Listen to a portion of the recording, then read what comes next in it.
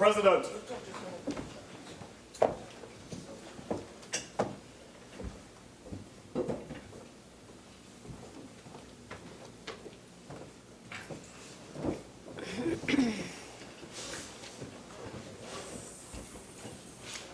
Senator Sturge.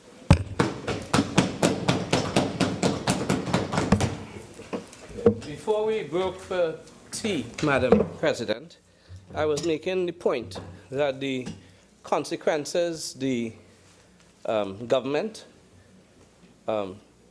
indicated would happen if FATCA was not passed, they are already in effect, have happened. Correct. Exactly. Yeah. And let me roll back to where I was going before I went into that direction. Because I was making a point earlier that we were being demonized and called tyrants and referred to as being unpatriotic, because what we were seeking to do in reality was to protect the interest of the citizens of Trinidad and Tobago. Now, permit me, Madam President, just to read into the record a letter I wrote on 28 February 2017 to the Law Association of Trinidad and Tobago. And let me say why this is relevant. You see, quite apart from the opposition as a check and balance on government power in the parliament, there are certain institutions which exist to protect the rights of citizens of this country.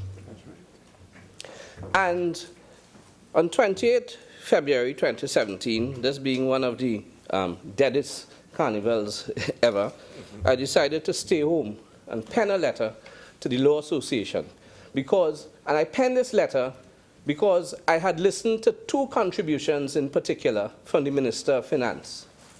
One, the proceedings that took place, I believe it was on the 13th of February in the House, and the next one, which took place on the next occasion following, which I believe would be the 23rd of February. And on the 23rd of February, the Minister of Finance referred to correspondence received from the Law Association as one of the stakeholders who contributed to the Joint Select Committee and whose advice he sought to use to formulate an opinion on various amendments. Now, before that day, the very Minister of Finance stood up in the Parliament chamber and spoke about who contributed to the Joint Select Committee, who appeared before, who sent submissions.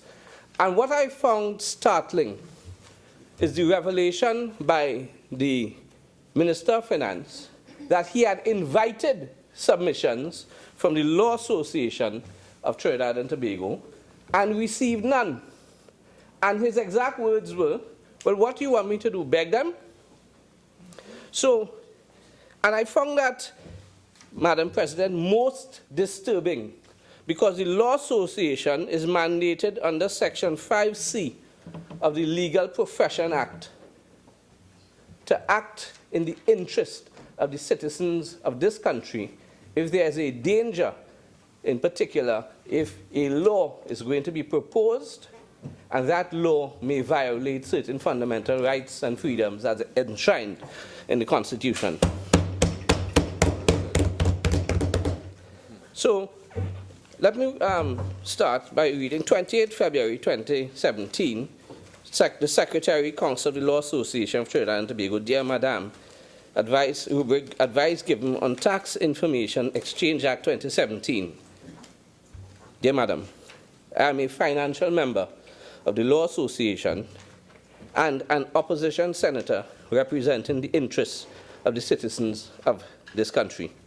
By virtue of Section 5C of the Legal Profession Act, the Council of the Law Association is mandated to give advice to the citizenry of the impact of proposed legislation on fundamental rights as enshrined in Section 4 and 5 of the Republican Constitution.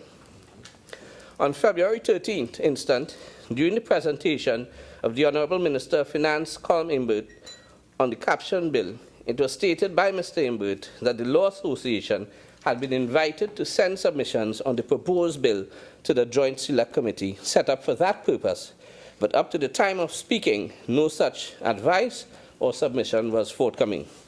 It is quite clear that up to the time when the Minister of Finance was addressing the House of Representatives, that the Law Association had failed in its mandate and had not acted in the interest of the citizens of this country. After much discussion, debate on the caption bill was adjourned for 1 week to allow for a further meeting of the Joint Select Committee of Parliament. When debate resumed on the caption bill on February 23rd instant, it emerged that one Raffoul had provided a written opinion on behalf of the Law Association, apparently in haste, following the embarrassing disclosure by the Minister of Finance that the association had failed its membership and the citizens miserably. Thankfully, the opinion of Mr. Ajuda was ultimately rejected by the Minister of Finance. I am required to debate matters connected with the caption bill when it comes to the Senate in the coming days. As such, I write seeking disclosure of the following. 1. The date when the association received the invitation for submissions for the aforementioned Joint Select Committee. 2. The date when Raffoul Ajuda was appointed to provide his opinion. 3. The date when Mr. Ajuda's opinion was received by the Law Association. 4. The name of the persons who made the decision to appoint Mr. Ajuda. 5. The criteria used for selecting Mr. Ajuda. 6. A list of constitutional cases argued by Mr. Ajuda. And 7. Reasons why eminent senior counsel or prominent junior counsel were not appointed. I would be grateful for a response within 3 days of your receipt of this letter so that I may carefully examine my options in a timely manner in the event of a decision by the association not to provide the requested information. Please be guided accordingly. Signed. Madam President, the letter highlights the responsibility of the Law Association under Section 5C. And I wrote that letter, and I was embarrassed that I had to write that letter. Embarrassed because the Law Association has a responsibility to the citizens of this country, and the Law Association failed miserably. So I make that point because all those persons who are seeking to castigate and berate and demonize the opposition for doing its job, the opposition actually did the job of the Law Association.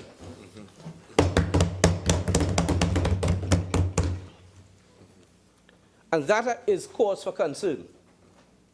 And it is not the first time that the Law Association has failed the citizens of this country. And I'm sure it would not be the last time.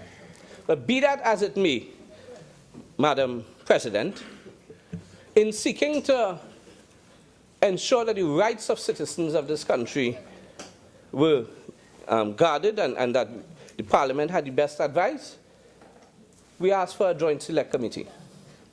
Now, I'm not going to rehash all that was said about a Joint Select Committee because the records reveal that it was promised in the first instance. 2 letters were written which suggest that they intended to carry out their promise to have a Joint Select Committee. We don't know what happened after. All we can say, between that time when the letters were written and the promise was given and the setting up of the Joint Select Committee, there was an election afoot in Trinidad and Tobago, the local government elections. So I really don't know what was the reason, and I take with not just a pinch of salt, but the entire container of salt, the reasons advanced by the Minister of Finance. Because, with great respect, when one looks at the history, the reasons proffered by the Minister of Finance amount to arrant nonsense. Nonsense. But what they felt is that the opposition would have buckled under public pressure because we were subjected to a lot of pressure, not just on FATCA, but on other things, marriage bill and so on and so on, and they felt that we would have buckled. And when you listen to the rhetoric of the Prime Minister and others who said, we thief, with no evidence to support it, they never have evidence to support it, they just like to say it. Because in this country, once you say it, it's the truth. They say we thief, we hide it, we have cocoa in the sun, and a whole set of stuff. And when you examine it against the independent thinkers who pronounce on this issue, you realize that that must have been codswallop. That politicking about who thief and who want the economy to crash made no sense in the context of the actual facts. When you read the bill, when you understand the factual matrix, then you would see that all of that was simply scare tactics. Now, I could understand, Madam President, a government playing politics and one-upsmanship against an opposition. That's one thing. It is an entirely different thing when you play that game and play it in such a way that you create panic and hysteria among the citizens. When you give the citizens false information that they wouldn't be able to do this, that, and the other, which I already mentioned, and that the economy would crash, and so on, knowing fully well that that is not the reality, one must ask itself, why would a government make such irresponsible comments knowing it to be totally untrue? And when you look at the modus operandi of this government, they say that we have a responsibility to ensure that the economy is not crashed and to ensure the integrity of the financial sector and the banking sector and so on. But when you examine their modus operandi, who are the ones who made damaging statements against financial institutions and top-level financial people in this country? Who are the ones who remove a central bank governor? Who are the ones who attacked First Citizens Bank for doing what it had to do in relation to a certain disclosure? And then we see yesterday, or day before was it, that the same people with this modus operandi is now attacking Digicel. That is not how you run a country, by scaring people. It is not. But I am much more perturbed when you look at the persons who are backing up the government with these falsehoods. Imagine I had to turn on my TV and hear an archbishop of a major religion in this country castigate the opposition for doing its job. I thought, being an archbishop, a Roman Catholic archbishop, one would stay out of politics. I thought one would respect the role of the opposition. No. I woke up one morning, just about to go on, is it 102 on Abercrombie Street? And just before I got on air, a pastor is praying and asking the nation to pray that the opposition would see the light and pass FATCA. It's a good thing he wasn't in the studio because I would have a culprit for him. But that was, I could not believe that that is where we had reached. That everybody was in a state of panic over this FATCA. And the Prime Minister is giving and not only the Prime Minister, the Attorney General is giving the impression that it can affect local citizens, particularly members of the opposition who have something to hide. And when the Mark bus, it had nothing to do with with citizens of Trinidad and Tobago. In fact, the Minister of Finance, I was grateful that he made it very clear today that FATCA and all that was said before about the Honorable Prime Minister, was contradicted by the Minister of Finance, that this bill has nothing to do with the citizens of Trinidad and Tobago. Now, the other group of people I want to take aim at is the Bankers Association. Senator Sturge.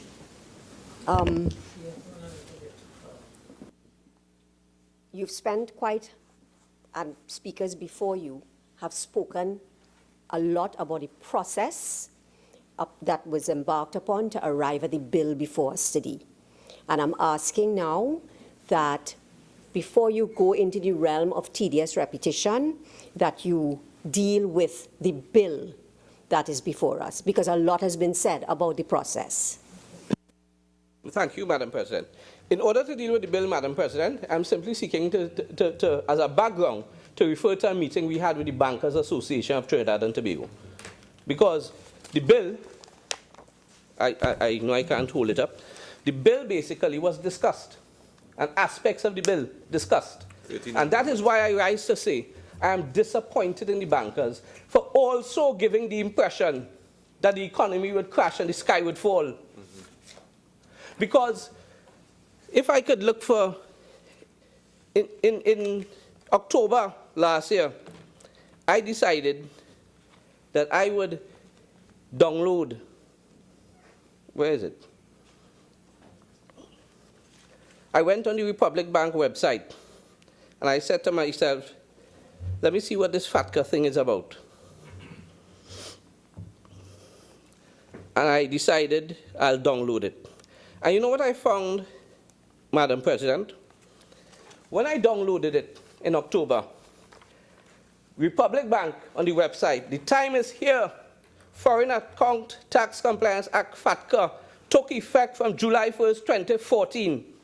And when you read what is stated on their website, it is quite clear that Republic Bank was FATCA compliant since July 1st, 2014.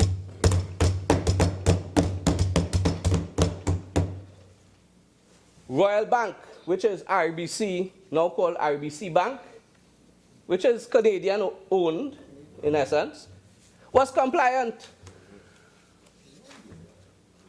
CIBC, which is Canadian Imperial Bank of Commerce, compliant. Scotia Bank, compliant. In fact, there were over 60 financial institutions in this country who had already signed on and were compliant. So when you read that, and what did that mean? It meant, that being compliant, the bank had to ask certain information of you. And possibly, not possibly, but disclose certain information.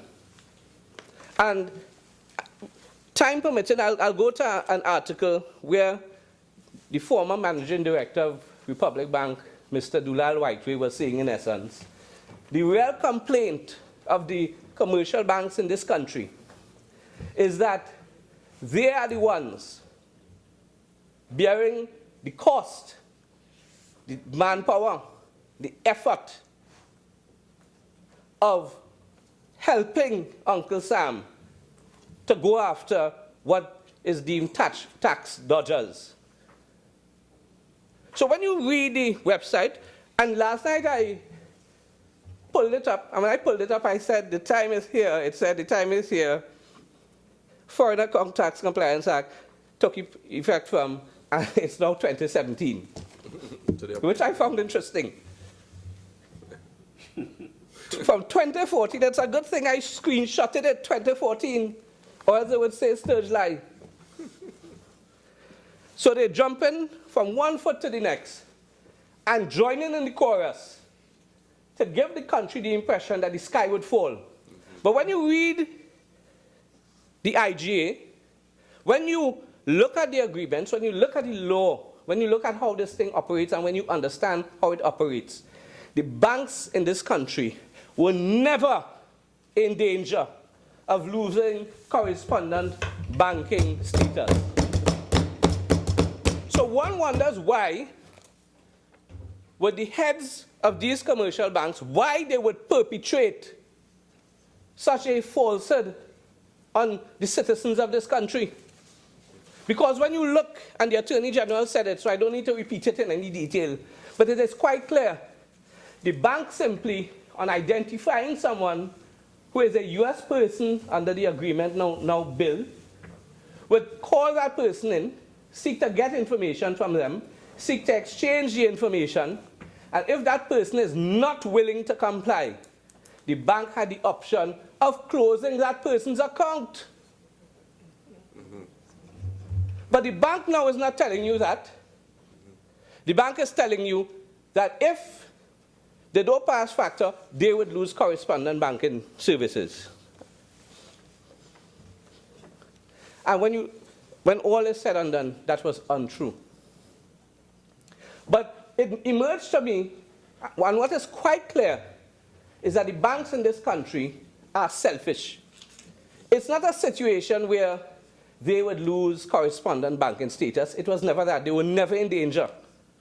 Because put common sense to it, put logic to it. If one single customer decides, I am not giving you, Mr. Republic Bank, any information to send to the IRS, why would the IRS stop correspondent banking with your bank entirely because of one person? That makes sense? Let me quote the lady. That can make no sense. That can make no sense. And when we balance that against what Mr. Dulal White said in 2012, it is quite clear that the banks were seeking, and I wonder if in the interim what they were doing is passing the cost of implementing their contract relations with the IRS and factor and so on. I wonder if what they were doing was simply passing on the fees to the customers, the citizens of this country. Correct. Because the whole purpose of this bill, and the Attorney General is right, we don't need it. We don't need it. We never needed it. So if we never needed it, why did the government and Joseph Harris and everybody else seek to frighten the country about something we never needed? The banks basically put pressure on the government to say, well, here what happened. You go on operationalization, this thing in law, make it into law, so that the responsibility of sharing the information is now yours. The cost is now yours. It is no longer ours. So they've passed the cost of implementing this agreement that they have signed to the government, and therefore the cost of factor is going to be borne by the taxpayers of Trinidad and Tobago, and that has to be wrong. Why would these banks who are making billions, this oligarchy of banks who are making billions of dollars a year, and who I suspect were passing on in the interim the cost of factor to citizens, to their clients, why would they now seek to foist this on the government so that the citizens, the taxpayers, must pay for it? And as Senator Shriki soon said, what benefit is it to us? This is an exercise of US imperialism. This has nothing to do with crashing nobody's economy. That was never on the cards. I want to say that, and I wish I had a bigger voice, a Stentonian Lodge voice to say it, so that it could pong the radio tomorrow morning, so everybody would know that all that scare tactics was never going to happen.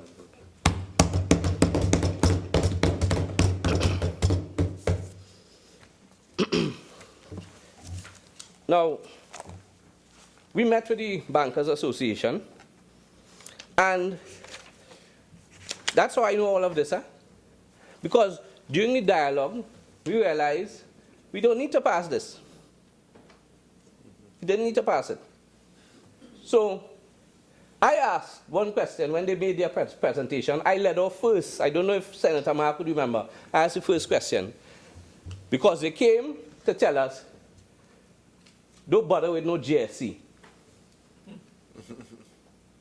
Now, I got the impression from listening to the news that they came to see if we could collaborate and come to some position. It was never that. It was they coming to tell you, the opposition, don't bother with no GSC, you don't need nothing. It good just so. And when you examine their position, it good just so mean, it good just so for them, not for the rest of we. So I asked them one question.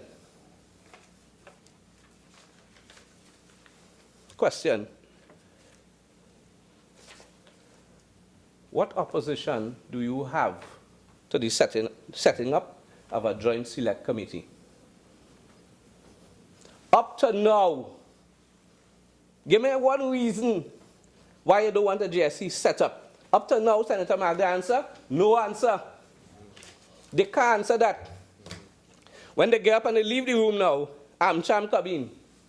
One set a big talk, and at the end of it, ask the same question. Senator Sturge, I really have to ask you. You have dealt and you're saying things that others have already talked about, and I'm asking you to now avoid the tedious repetition. Guided. Yes. I apologize. I didn't get the impression anybody talked about AmCham, but I'll move on. But the short point is, up to now, you ask for answers to certain things, you can't get it. Now, let me refer to things said by the Attorney General in his presentation before the Parliament. Because the Attorney General gave the impression that from 2013, when the IGA was initial, to 2015, nothing was done. But in the next breath, the Attorney General would say, this is your bill, this is your bill.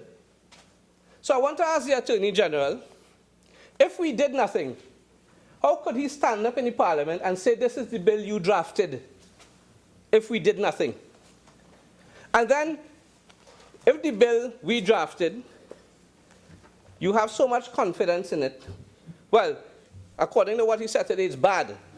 So if the bill is bad, if we drafted it, which is not true, because my information, and I challenge the Attorney General to correct me and to point me with evidence that I'm wrong, my information is that the People's Partnership drafted no legislation. Passing the buck. So he's passing the buck. But let's go with what he said. In charge. The bill, bad. The bill, bad, and you bring it to the Parliament as bad as it is. And you're happy with a bad bill that would infringe the rights of the people of this country. And then you notice, when you look at the legislative agenda, what is to come and what went before, you realize that most of the bills brought here outside of the finance bills are People's Partnership bills. You're bringing it wholesale. I don't know if laziness is, high-class laziness is unparliamentary, but it shows what work are you doing. So you bring a bill that according to you is thoroughly bad, you bring it with no amendments, you don't want to send it to a GSC. And then you say, to quote the leader of government business in the House, what it is, you want to discuss in private that you can't discuss in public. Now, Madam President, when one understands how it works, if there was no GSC, we would have had nothing from the Law Association. We would have had no, even though it's not worth the paper it's written on, we would have had nothing. Because the Law Association couldn't come in the Parliament and sit down and take part in anything. If there was no GSC, we could have had no amendments from the SEC and these other bodies. And when we look at the bill in its present form to what obtained when they brought it to Parliament, it is something entirely different. It is something, when you look at it, substantially different. Something which has protections for the citizens of this country. Guided. Oh God, it goes so quick. Yes.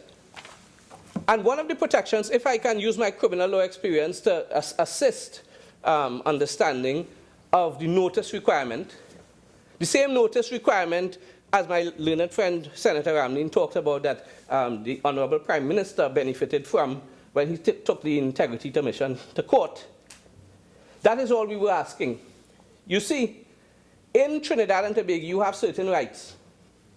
And if the bank is going to use your information, send it to the IRS with the risk that you could be charged abroad for tax evasion or whatever, and extradited abroad, you have certain rights. And there's a corresponding Remedy. Right. And if you look at the judge's rules, you would see those rights are there. In essence, if you are going to submit this information, there's a reason why you have to tell the person. You have to tell the person to give the person the option of, one, clearing up the issue. He might be able to clear it up and avoid a charge and extradition. He could say, well, no, listen, you think there's it, but what really happened? Because if you look at how you can end up over there, if you have a SIM card, if you have a US postal box, skybox, all that kind of thing. So you can say, listen, I'm glad you have notified me. Let me tell you what this really is about so that I don't get in trouble and you can investigate what I say, check it out, and if there's no need to take me, there's no need to take me, and everybody happy. Circumstances change. In Trinidad and Tobago, that is known as a Rule 2 caution under the judge's rules, and it is a right. Because if you are sending information that can be used to trigger an investigation, reasonable suspicion, then the police in this country will tell you, or all prosecuting authorities will tell you, listen, caution, this is what we are doing. Do you have anything to say? Because at that point, you could say something to help yourself. Before that amendment was drafted, which was the last amendment we proposed, the last of many, you would have no such right. You would just one day wake up in your bed, the police come for you, and you end up before the magistrate, and you're ready to go on a plane to be extradited. So all this talk about judicial review to prevent it, how can you complain about judicial review proceedings when the Prime Minister himself was the beneficiary of judicial review proceedings to prevent a charge? A citizen is entitled to access to the court. So that is what the notice was about. So you notify them so he can decide to assist in the investigation, or he can decide, well, listen, I really have cooked with his son and not assisting. All you do all you want. It's not about notifying anybody to run, because in this world you cannot run anymore. With all the extradition treaties, there's no place to run. So that made absolutely no sense. And I shudder to think that a government would have a problem with an amendment which seeks to ensure that a citizen has rights to notify him so that he will know how to conduct his affairs. I shudder to think that they would have gone forward without that amendment. Let me see if can I ask how much seconds or minutes I have left, Madam President? Just under 2 minutes. Oh, dear.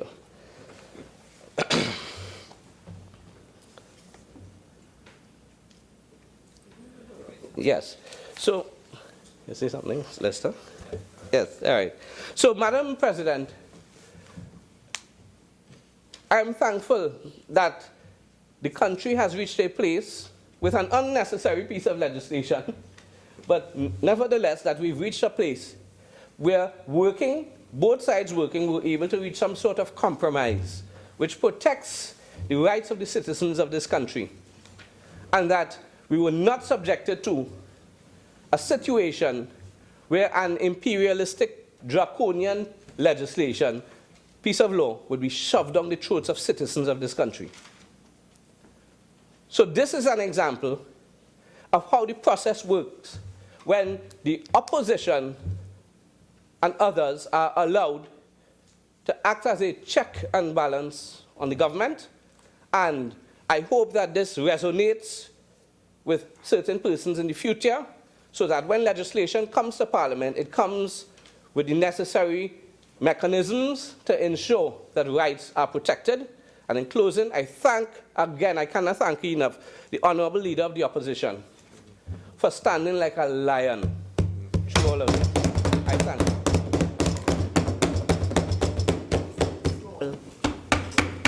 Thank you very much, Madam President, giving me the opportunity to join in the debate on this bill to deal with the tax information. So, Madam President, I want to state that very much at the beginning, I only have one thing I want to comment on what was said before, and I want to put it on the table. I struggle, and I'm going to take 1 minute. I struggled when I looked at the bill, because the bill, the whole essence of this version of the IGA has to do with reciprocity. And I think the JSC is very fortunate that I wasn't on the JSC, because I would have had a dissenting opinion. Because there are other versions of the IGA that do not require reciprocity. So that I was actually disappointed that there's no reciprocity. That is my own view. I think that in the way in which this whole process has evolved, if we're choosing to not have reciprocity, then we chose the wrong version. I totally agree with Senator Shriki on that. And if I was on the GSE, I was not going to move. I would have offered a dissenting opinion because I believe that we are allowing a government to have access to information about the citizens in our country, and we've given up our right to have similar access to our citizens in their country. I can't see how that does anything for us. So, Madam President, we're here to debate this bill. I actually have no issue with the bill because I believe that while it seems to give extended powers to the IRS and other parties in the U.S. government access to what's going on with citizens, their citizens in this country, I have no issue with that because the very tight and active regulatory system in the USA, because it actually has many safeguards to protect the rights and interests of ordinary citizens. So that while it may seem that they are reaching very far to be able to keep tabs on what's going on with their citizens through this legislation, there's actually a lot of protections in their system for citizens. We, certainly in Trinidad and Tobago, Madam President, can boast of having the cleanest and most corruption-free stock exchange in the world. What is it I hear? FCB IPO? What's that about? Madam President, what are the benefits of passing FATCA? What's the benefit of citizens of Trinidad and Tobago? That question has been asked before, and there's no stated specific benefit other than the protection of the monetary system and protecting the economy. But really and truly, it's benign because there's no new benefit. It's essentially maintenance of the status quo.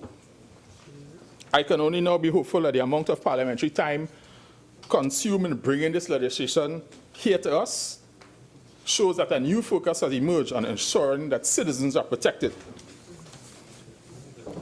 Throughout all the various processes of getting this bill before this House, the Bankers Association has been noticeably vociferous in articulating the absolute need for FATCA to be passed.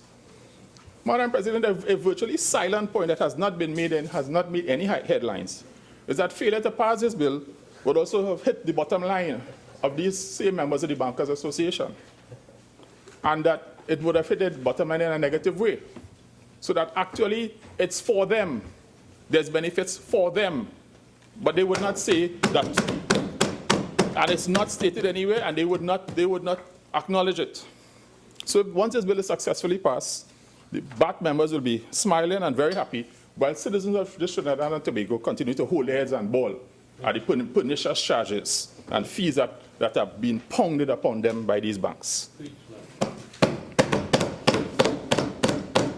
Madam President, I lament our current situation, where after many exhortations by many and several persons, myself included, the central bank has taken no obvious action to protect the citizens of this country from the daily pillage of their accounts by local banks. To be clear, Madam President, I very well understand that the central bank has no ability to intervene regarding fees and service charges. That is something that requires new legislation. However, in the matter of the contentious interest rate spread, they have clear authority and have yet to deliver any meaningful result. Madam President, the fervor of this whole issue around bank fees and charges, I want to quote the head of the Banking Association made an interesting comment that competition is driving fees and charges. And I want to quote from an article by Tony Dial in the Express of March 1st, 2017.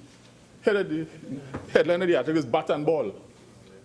And he said that it's the first time in his understanding that he heard that competition causes prices to rise and not to drop. Madam President, I wish to state categorically that I have been an abject failure in getting my message across about the charges and fees upon banks have levied upon customers. I am a failure simply because I, probably even Mr. Dial, a respected journalist, and suppose many other citizens have not got the point. The very respected head of the Bankers Association is a very eloquent and business-savvy lady who I've had the pleasure of interacting with on many occasions. And I fully grasp and I accept what she has said about competition driving fees and charges upwards. I accept it. The point I continue to make, Madam President, that is slipping by everyone is that the members of the Bankers Association are in competition amongst themselves to see who can make the most fees and make the most profit. That is where, and that is what, in their reality, in their conception, there's competition. But the competition is about them getting better for themselves. It has nothing to do with protecting the citizens of Trinidad and Tobago. So in that vein, Madam President, as we come to the bill, the US, the IRS, and the other elements of the system are there to make sure that the US government is able to put a set of structures around to manage and understand what their citizens are doing with their money. But they have protections. For instance, Madam President, in the USA, there's something called the Community Investment Act, Community Reinvestment Act. It requires that banks have to reinvest in the communities that they serve. They have to reinvest in the communities that they serve. It is the Community Reinvestment Act of 1977. They can't just come to a place, make money, and then leave and take the money. Further, there's something called in the USA called the Truth in Savings Act, the Electronic Fund Act. The Truth in Savings Act established uniformity in disclosing terms and conditions regarding interest rates and fees when giving out information to customers. And the most important part, Madam President, the U.S. government has an organization called the Consumer Financial Protection Bureau. When you go to their website, it says, we are on your side. We are here to hold banks accountable for illegal practices.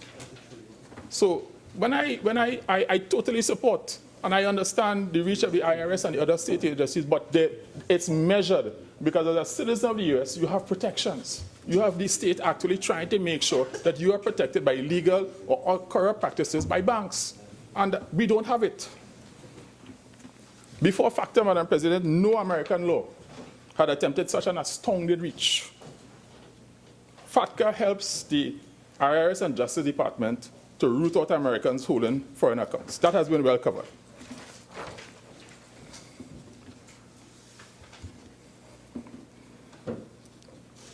Madam President, there's a couple of things inside of the bill that I want to go to now before I go to some other things that I have to talk about. I want to go to the, I think it's clause 18.2, where it requires the publication within, and this is something that it requires within 2 months of the date of signature for the agreements of the parties regarding the report. This is something that's very important.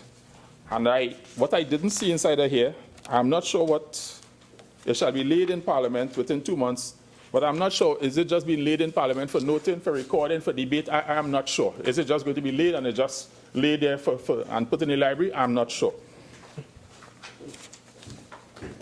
Under clause 25, where the Central Bank Act has been amended, and where at B, Roman 3, says in certain paragraphs the Central Bank will supervise financial institutions. Madam President, the Central Bank is struggling right now, struggling to deal with all that is on its plate. It can't even implement Section 44A of the existing Central Bank Act, but it has authority to deal with issues, and we're asking the Central Bank to deal with a whole set of new issues. Where are they going to get the institutional strength to do that? Where is it coming from? How are they going to do it? And my concern is with the institutional capacity to get this done. Is this going to take priority now over and above the issues that they have to deal with to protect citizens of Trinidad and Tobago? What is the priority? What is the pecking order? As of now, as of today, Central Bank has not been able to protect the citizens of Trinidad and Tobago properly from the actions of the banks. And now that they have to deal with FATCA, is that going to trump everything else? No pun intended. Is that going to trump everything else? And then our issues are going to fall further down the line? I have no idea.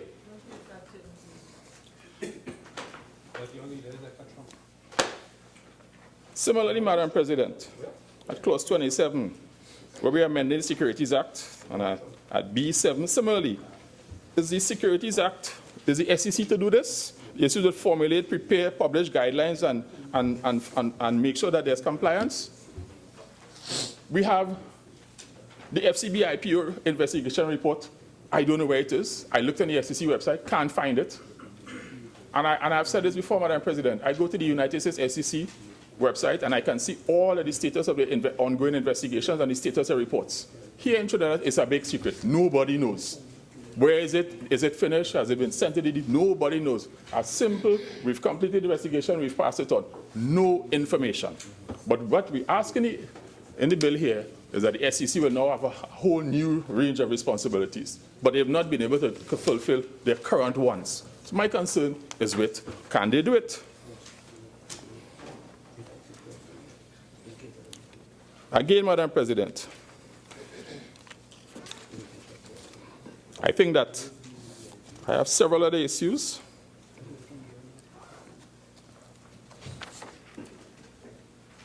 The central bank has been required under clause, I think it's clause 27 going down to D, where it has to issue guidelines. It has to ensure that they perform some acts. They have to ensure that all these organizations perform these various acts.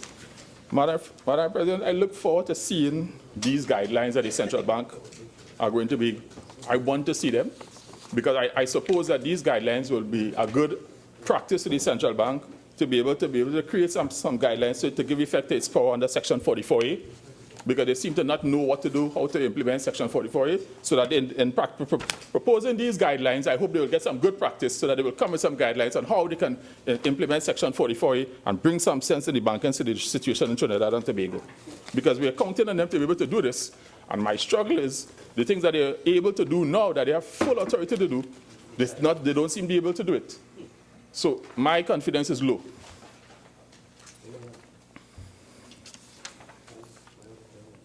Madam President, I want to move now. The list legislation is not targeted at citizens of Trinidad and Tobago. I accept that. But I think there needs to be an information sharing or understanding of how people who live in Trinidad and Tobago could be affected. And I think that is part of the issue, because I think if people take away, I live in Trinidad and Tobago, and that's fine, but under the wonderful rubric of how they define citizenship, being a citizen of the USA is an interesting thing. Because inside of the document here, it says that identification of the holder as a US citizen. That's great. But being a US citizen, if you go to the wonderful US citizenship website, to be a US citizen, the ways in which you become a US citizen are quite interesting. Obviously by birth, obviously I'm reading from the website of the United States Citizenship and Immigration Services. You could be a child born of a single so that, an example, somebody comes to Trinidad, has a nice relation here, and 9 months later a child is born here. The mother stays here, that child is a US citizen, and has to report before the IRS unless they renounce their citizenship. When they get to 18 and they start to work, as far as the IRS is concerned, they're supposed to report. They're supposed to. And just for information, renouncing a citizenship is not a simple process. You have to go to your local embassy, you complete the documentation, you have to pay a $450 US fee, and then depending on the particular circumstance, you may have to file 5 years worth of IRS returns. So renouncing US citizenship is not a simple process. Stand there and say, I renounce. So that I think that there's instances, Madam President, there's probably too many people I know who live in Trinidad but have green cards. They immediately become liable. Immediately. Because you have a green card. You kind of live in Trinidad, but you have a green card, you go back to wherever, spend a couple of months, and you go back. But if you've not been reporting your Trinidad banking activity here, you are in trouble with the passage of this legislation. I hope a lot of those people understand that you are in trouble if you've not been reporting filing your returns with the IRS. And what's the fine? It's serious. While, and that you're a US citizen, US resident, it's treated the same under FATCA. So that we have people here in Trinidad and Tobago. There's another instance. You have a family member who lives overseas and is preparing for retirement, and you have a joint account with a friend or a family member here. that immediately that account becomes liable for FATCA. You might be the person helping a family member or friend just managing the account for them, but immediately with the passage of the legislation, that account becomes liable for reporting to the IRS. So that there's situations where people in Trinidad and Tobago who live here, and whether they're citizens or not, they could actually have a Trinidad birth certificate, they could have a Trinidad passport, but they could still be, as far as the IRS and the US government is concerned, be US citizens, and they would be reportable. And those are the issues that I think that while we can't do anything about that, what I think needs to happen is that there needs to be some process of putting out a notice or helping people to understand the categories of people. And a communications effort needs to happen to help people to understand that, hey, if these are your circumstances, perhaps you need to be able to go to your bank and get your stuff sorted out. That's all I'm saying. I'm not trying to say that the bill isn't correct or there's something wrong with the bill. But these are, actually, Madam President, there's a term floated around about accidental Americans. And because people have become Americans purely by accident. Yeah? And there's so many categories. When you go to the U.S. citizenship through parents, the child is born outside the USA by one parent, whether married or unmarried, it doesn't matter. And whether the parent is a male or is a female, it doesn't matter. The categories of citizenship, and they all fall liable to FATCA. So that if you're a citizen of the USA, you might be a citizen of Trinidad as far as you're concerned. Your parents may have conceived of you and you were born in the USA and then you came back here as a toddler and you've never seen America for 25 years. As far as you're concerned, you are a citizen unless you have renounced. And to renounce, you go to the embassy, follow the procedure, $450 US, plus you may be liable to be filing tax returns to the IRS, and you won't get the certificate of renunciation until the IRS clears you. So I just wanted to share that because and forgive me, I'm always trying to understand why things are the way they are. Because I was actually doing some research and I found that the former mayor of London, the current UK Foreign Secretary, found himself a couple years of difficulty because it seems that he was born in New York.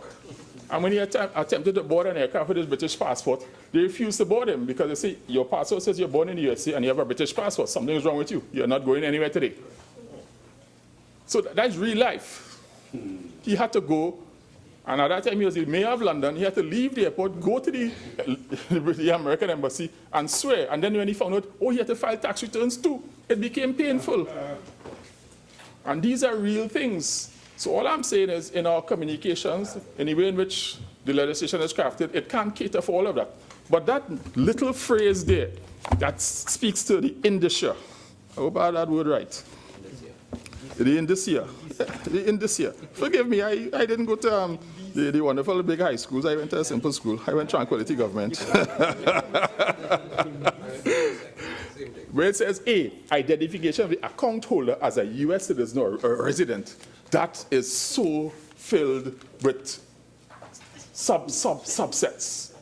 So while it seems very easy, U.S. citizen, resident, yeah, there's a whole bunch of levels underneath here that as a parliament, we should at least try to make sure that the government or the parties that are going to be actioning this put out a public notice and say, if you have a green card, or you have a green card, but you left America, came back here, your green card expired, that doesn't mean anything until you have renounced.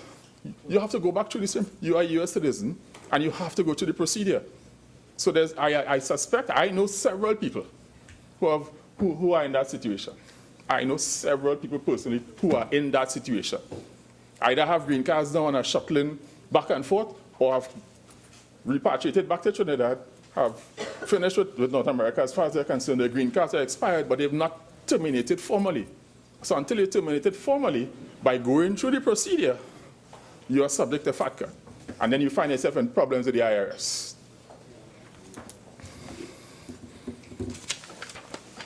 So, Madam President, that was one of the key issues I wanted to touch, because according to the IRS, you need to have a foreigner bank account report, and if you don't, the civil penalty is $10,000 per violation, and penalties could reach as high as $100,000 US, real money. So this is not something that's of light consideration. So that persons who have their own sets of connections and friends and families and helping out families, you need to perhaps now do a proper examination of your arrangements. The bill will be passed, it won't be assented to for a few days, so you still have a few days to get out of it. Yeah? So that's one of the key things, Madam President, because we were operating in a space where the citizens of Trinidad, I had to explain to some of the people reading the newspaper and read the headline. The President of Bankers Association said, well, this bill doesn't affect Trinidad and Tobago citizens. Okay, that's correct, 100%. But there's the way in which the U.S. citizenship law is crafted and the way in which citizenship applies and the way in which the IRS in particular views citizenship. It requires, there's quite a bit of definition, there's quite a bit of subsets, and it requires us, I think it is incumbent upon us to make sure that our citizens who may fall into those groupings understand what their challenges are.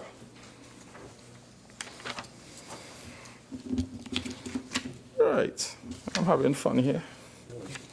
Madam President, the other thing I want to talk about is something called the cost of factor, Madam President.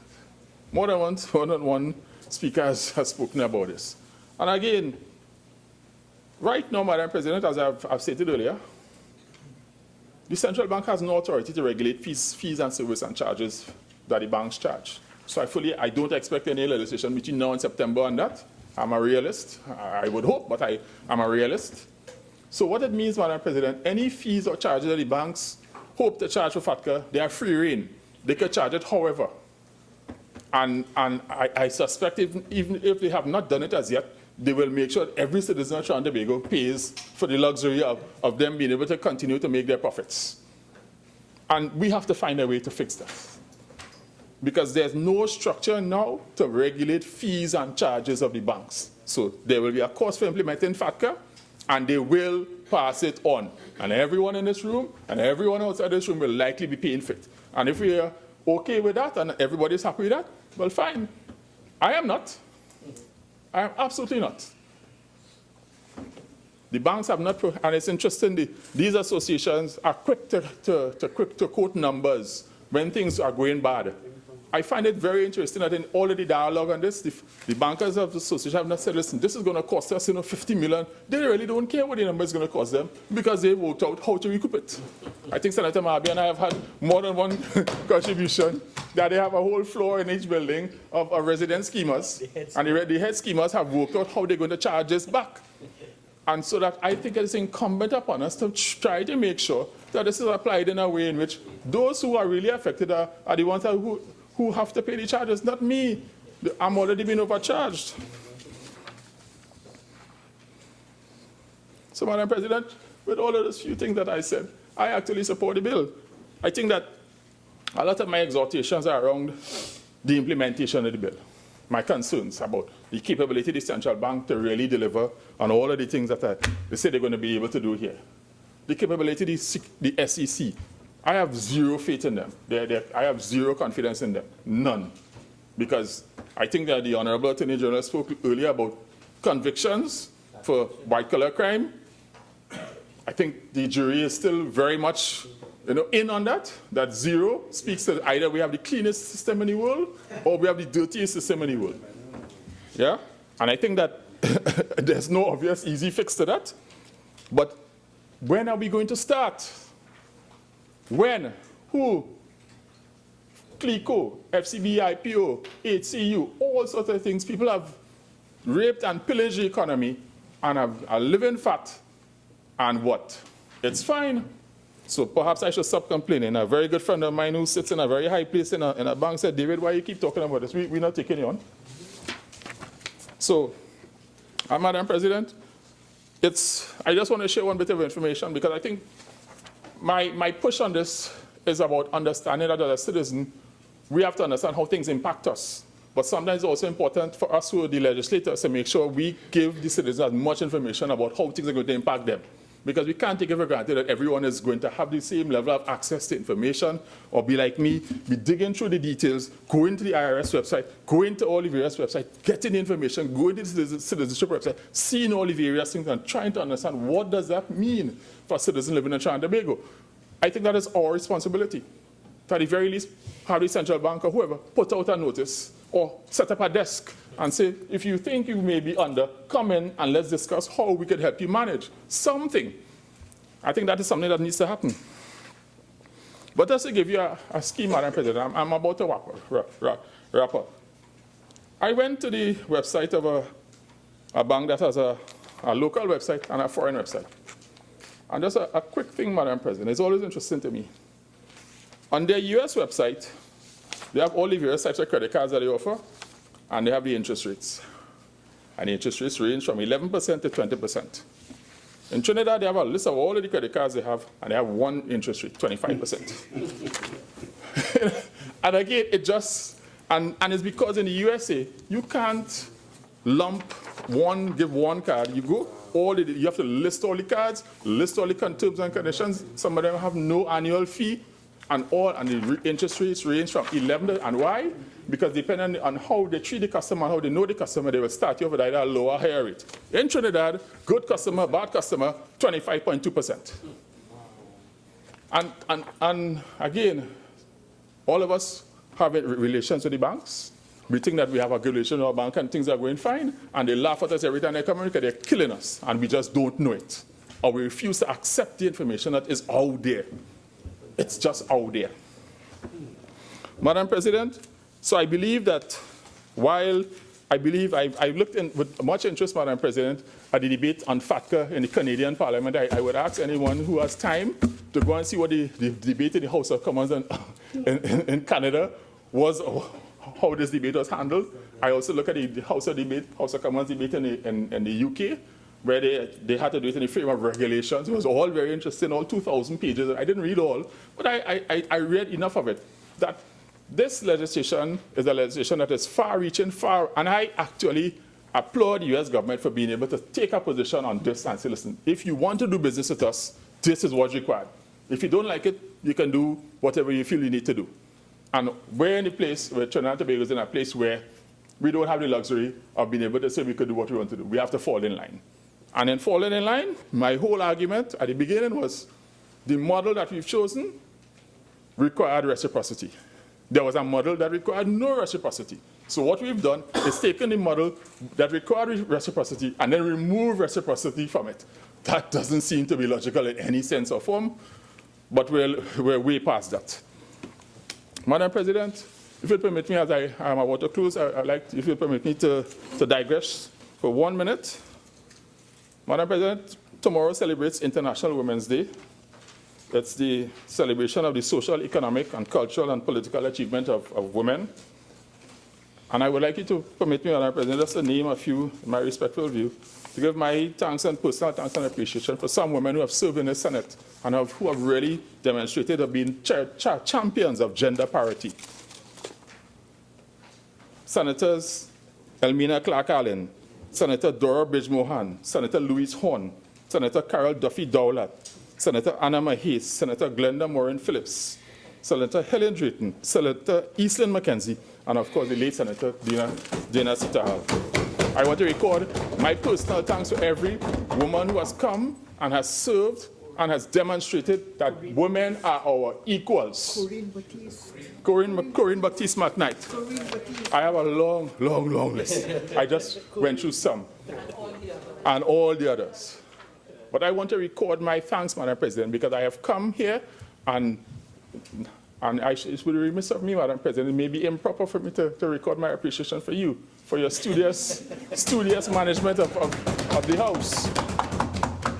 But we should always remember, Madam President, we're in a place where I think the debate on the whole issue of marriage of children is, while it's an oxymoron, it's actually topical because we're talking about the ability of women to contribute to Trinidad and Tobago and our development.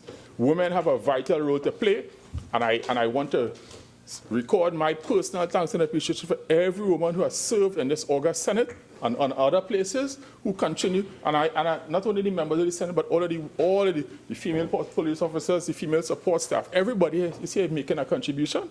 And for me, because the celebration is tomorrow, I'm aware the Parliament had an event yesterday. Unfortunately, I could not attend. So this is my way of extending my appreciation. So, Madam President, with those few words, I think FATCA is something that's interesting. It's going to happen. I support it. I have some challenges with some of the way in which how we got here, but we're here. I have a challenge with the way in which it's going to affect people that perhaps people didn't understand. We didn't do the research. There was not enough rigor applied. And if it's one thing with me, Madam President, when I do something, I apply rigor, and I try to make sure if everyone is talking about one issue, let me find the issue that perhaps somebody missed. And I think this is something that somebody missed, because we looked at the industry and we missed the fact that there are a lot of citizens or people living in Trinidad who will be affected. Whether they're citizens of Trinidad and Tobago, we could fix that. But there will be people who are resident here, living here, who will be affected. It might be 10 people, it might be 1,000 people. I have no idea. But I think that is one of the key issues for me that I wanted to put on the table. And with those few words, Madam President, I want to thank you.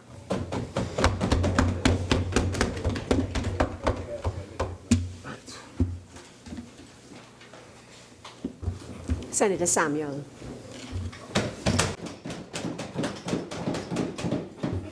Madam President,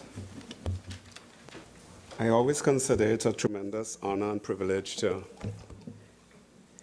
speak in this chamber, and in so doing, not just only address you and my colleagues, but to address the nation at large. The bill before us, Madam President, an act to repeal the Tax Information Exchange Agreement Act and replace it with a Tax Information Exchange Agreement United States Act,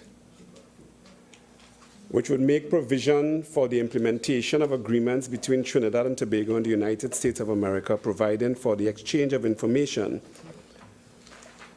And I am quite concerned about that little phrase, the exchange of information, because what we have heard thus far, that it's a one-way street.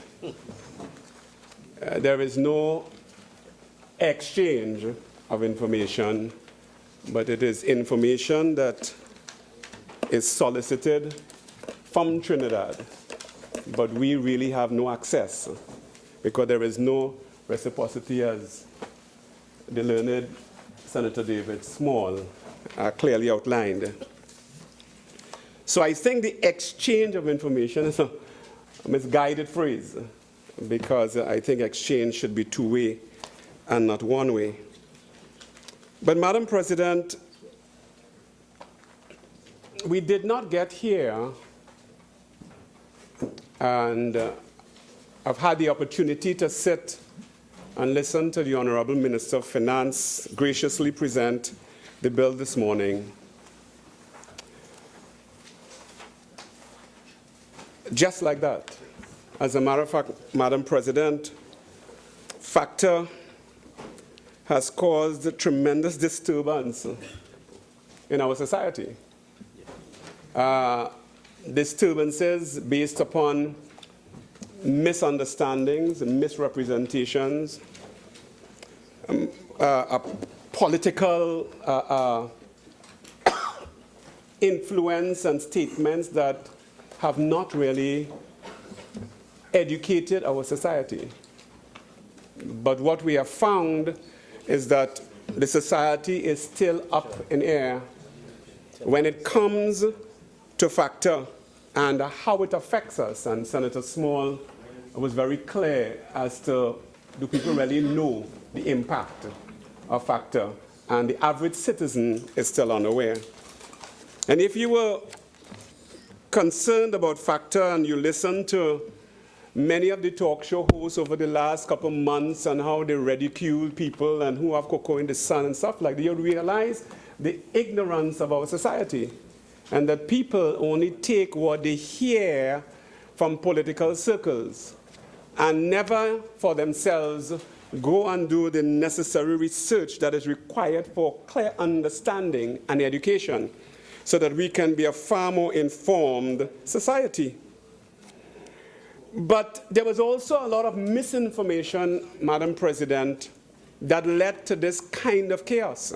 Misinformation based on statements by government ministers and many other circles that has instilled a sense of tremendous confusion and turned out to be, after hearing the Honorable Minister of Finance this morning, turned out to be a tremendous case of propaganda that did not leave a far more educated society, but still have left the society in ignorance. So the results of all of this caused a fear in some circles, as well as uneducated discussions.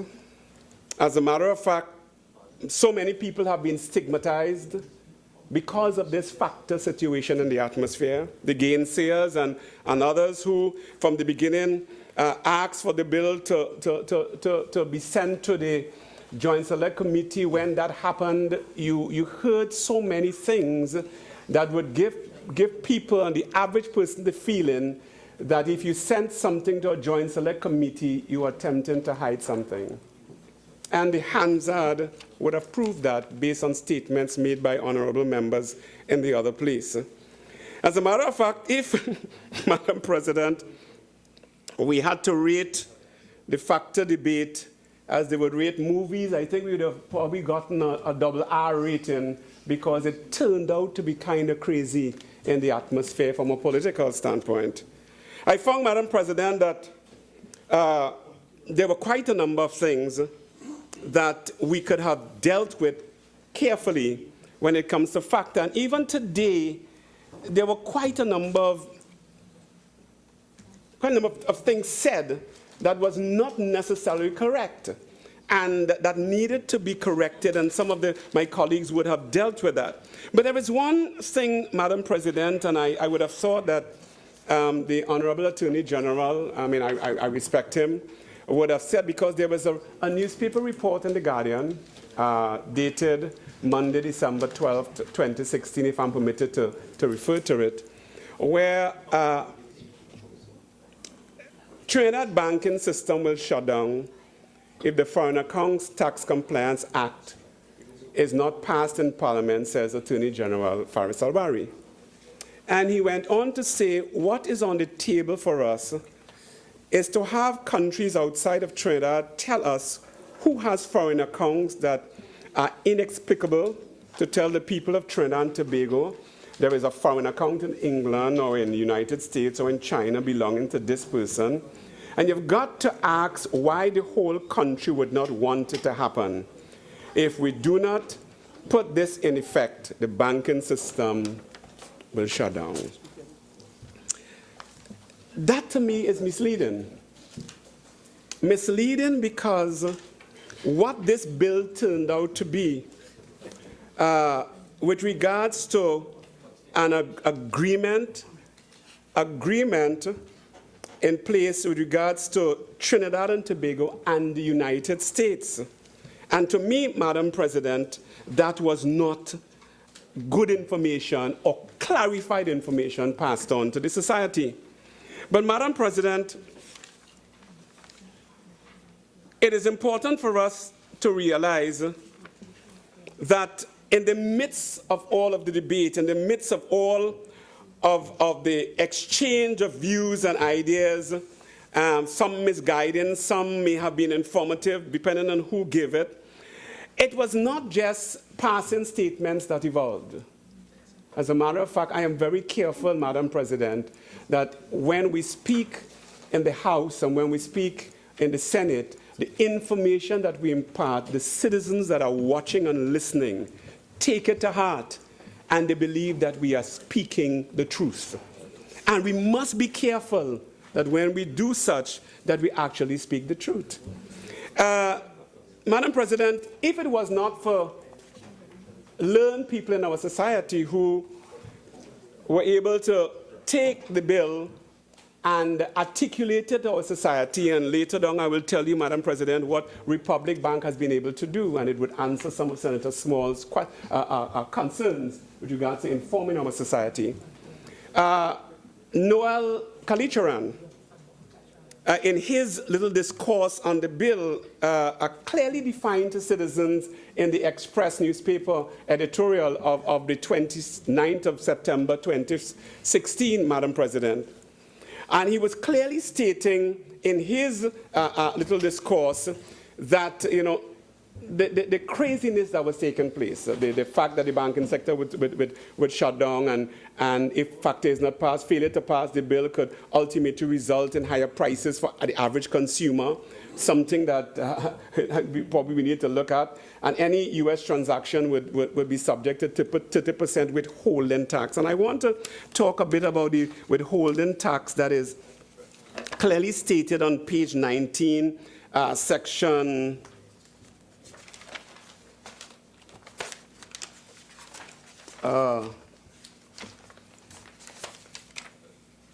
subsection 4, and I'm down to at the end of B. The U.S. source withholding payment means any payment of interest, including any original issue discounts, dividends, rents, salaries, wages, premiums, annuities, compensations, remunerations, and it goes on and on and on. If such payment is from the source, from sources within the United States of America. But, Madam President, that is not what we are being told. As a matter of fact, Madam President, we are being told, based on the Hansard of the 9th of September 2016, page 77, that the failure, if Trinidad and Tobago fails to meet the September 30th, 2016 deadline that is imposed by the United States via the passage of legislation, what it will mean is a delisting. But it goes on to say, so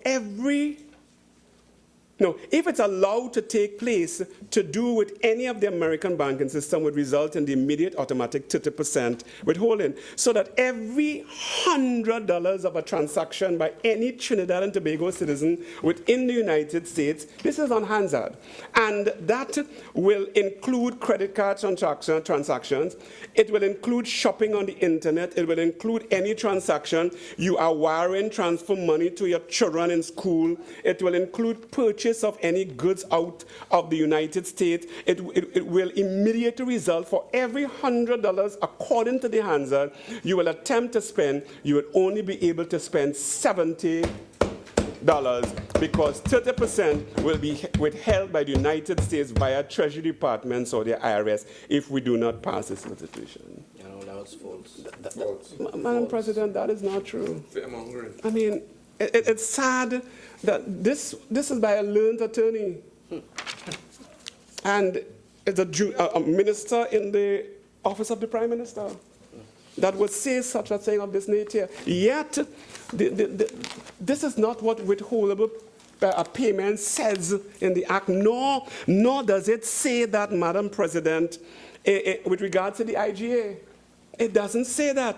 As a matter of fact, to emphasize withholdable, I mean, Dr. Noel Kalicharan was very clear when he says withholdable payments refers only to income earned in the U.S. It does not include, for instance, payments from Trinidad and from TT to U.S. It would be interesting to know the genesis of the notion, and he was very concerned about that kind of situation, Madam President, that this is not the truth. 30% on all transactions is not the truth. As a matter of fact, the 30% issue is not something new. That has always been there.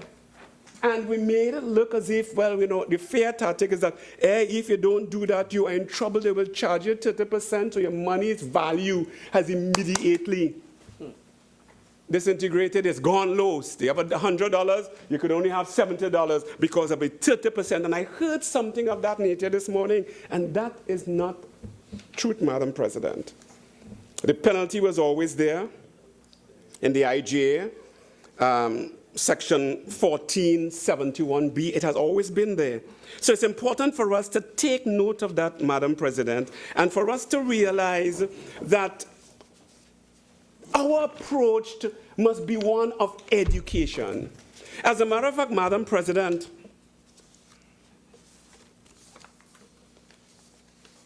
Senator Small was 100% correct, because in the Newsday of January 20th, 2017, the outgoing United States Ambassador, John Estrada, says he will not shut up on the FACTA issues because it was a U.S. law that will affect not only U.S. and Trinis holding dual citizenship, but ordinary citizens too. Quote. So he was 100% correct. And I am thankful because people out there are quite confused. And they are quite confused. The average citizen is quite confused. And I came across a document, Madam President, produced on the web by Republic Bank. And Republic Bank attempts to alleviate the fears that has been instilled by the government. And I want to thank them for doing it. And I just want to reiterate a little bit so that the average citizen can understand what this situation, what this factor and what this bill does for their lives and how it impacts them or it does not impact them. The frequent questions asked is what they've produced. What exactly is FACTA? And they went on to declare what FACTA is, rapidly becoming, and they went on. But it says, what will be required of Republic Bank Limited? In other words, what will the bank require? The bank must report annually to the Board of Inland Revenue information on customers who are U.S. persons, U.S. entities, and non-U.S. entities with substantial U.S. ownership commencing September 30th, 2016. Report accounts of certain customers who will provide sufficient information to determine if they are a U.S. person, a U.S. entity, commencing September 30th, 2016. The next question, why did the U.S. introduce FACTA? The attempt to answer that factor is intended to increase transparency for U.S. internal revenue services with respect to U.S. persons that may be investing and earning income through non-U.S. institutions. The primary goal of FACTA is to gain information about U.S. persons. Republic Bank. They asked another question to answer it. What does FACTA, or who does FACTA affect? Republic Bank. FACTA does not directly affect the ordinary Trinidad and Tobago citizen with a bank account and no ties to the U.S.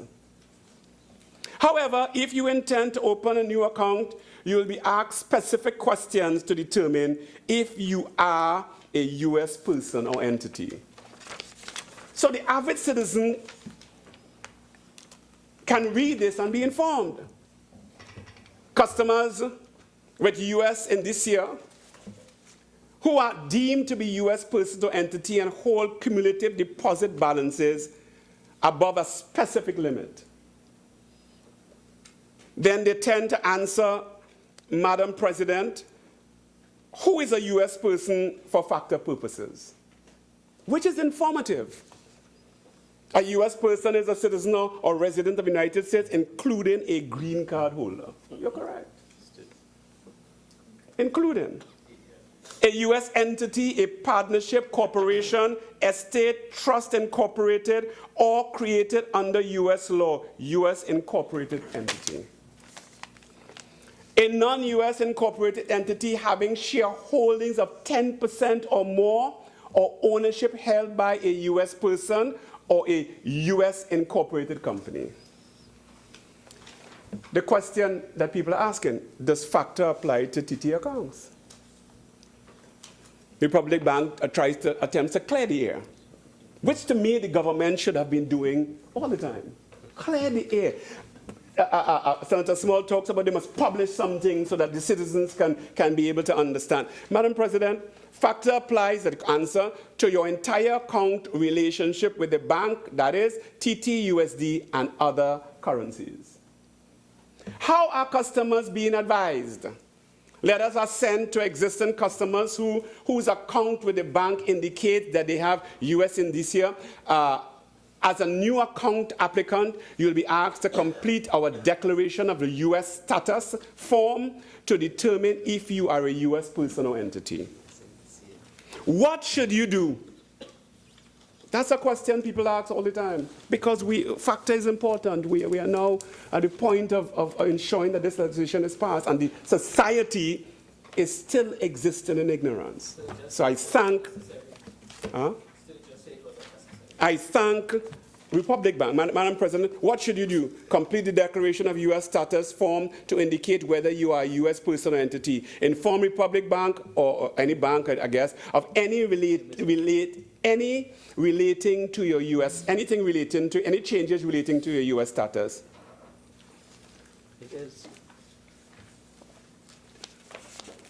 And it goes on. If you're a U.S. person, it goes on after that. If you're a U.S. entity, if you're a non-U.S. entity, does factor replace the existing U.S. tax withholding? And it goes on to be able to give them information. The average citizen, which to me, this should be spread through, to every home. Let them understand, because there is a fear in the society because of statements made in the past by ministers of government, Madam President. It's not good. It's a terrible thing. It is the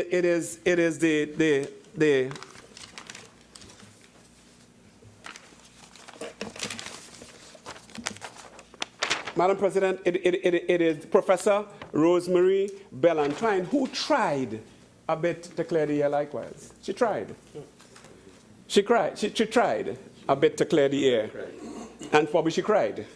Because in the process of dealing with it and the misgivings, wanting to alleviate the fears of our society and ensure that the society does not go down a road of misgivings and misunderstandings, and we end up in psychological chaos. Madam President, there has been a lot said. A lot said with regards to truths, and a lot said with regards to untruths, if I may use that term. A lot of the untruths has come from the government. A lot of the untruths have come and published and in the Hansards and in the newspapers as to how we are going to approach all these things. And I'm saying the time for those things are over. It is now necessary to educate our society.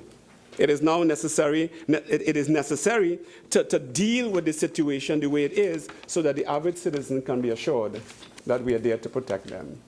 I am saddened that we are not protected as citizens, because there's no protection under U.S. law for us. I'm saddened by that. I'm saddened that there is no recourse. But that they have for protection under our laws. Quite a bit of protection. I'm saddened by that, and it tells us a great deal as to how the big fish always tries to eat up the small fish and destroy them. And that's the world we live in, Madam President. In other words, if you can't abide with what we say, then we will bring you down to nothing. It's a sad state of affair, because we are a sovereign state. And indeed, as a sovereign state, we must be able to determine our future on our own. Madam President, another salient point, and I wouldn't be much longer, another salient point, Madam President, is that the average U.S. citizen or person must be clear, because a U.S. person's account in TT is reportable if the balance exceeds $50,000. That has to be known. And whereas, Madam President, a TT person's account in the U.S. is reportable if it earns more than $10 interest in any calendar year.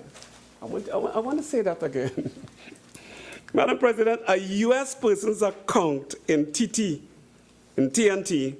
is reportable if its balance exceeds $50,000 US. Whereas a Trinidad and Tobago person's account in the U.S. is reportable if it earns more than $10 US interest in any calendar year. What a disparity. What a disparity we have in this bill. What a disparity we have in this arrangement. What a disparity we have. And our citizens must now understand that there's no equal footing between us and America. Even though it's an agreement and it's an exchange, really there is no change. It is just dominance and power dominating small nations over and over. Madam President, the bill is here. We have debated it in both houses. I want to commend the leader of the opposition. I want to commend those who were on the Joint Select Committee for the attentiveness and the awareness and the alertness. I want to commend the hard work that was done. And we can criticize Joint Select Committees, Madam President, and those who are on it, but it's not easy to sit down there for day after day and deal with the issues that are as salient as dealing with this particular bill. So I want to commend them. And this House should applaud them, and we need to be thankful for what was achieved. Even though I see tremendous imbalances, Madam President. I see benefits for Americans more than benefits for citizens of Trinidad and Tobago. Madam President, I thank you. Senator. Thank you very much, Madam President. As I too join in this debate at this rather late stage in the proceedings, I do not have much to say, but I may say much.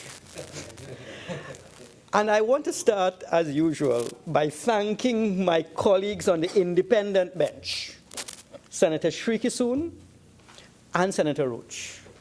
When they were asked to sit on this Joint Select Committee, they did not indicate to me that they were part-time senators.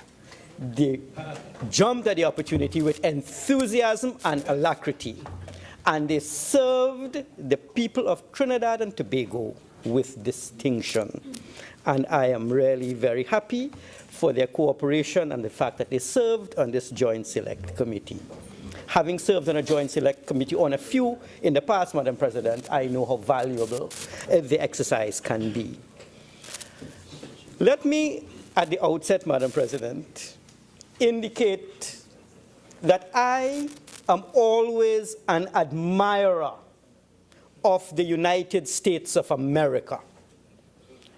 And to take the cue from Senator Coppin, I have looked at how the United States economy, Mr. Vice President, I have looked at how the United States economy has recovered. And I can assure you all of this will have some bearing on my own position on the bill before us. In 2008, there was a major financial calamity, and today, approximately 10 years later, well, 9 years, we are seeing a full recovery underway in the United States. There is buoyancy in the US economy. The Federal Reserve System is raising the interest rate. And I say this is excellent news for Trinidad and Tobago and the wider Caribbean. The reason, Mr. Vice President, is this.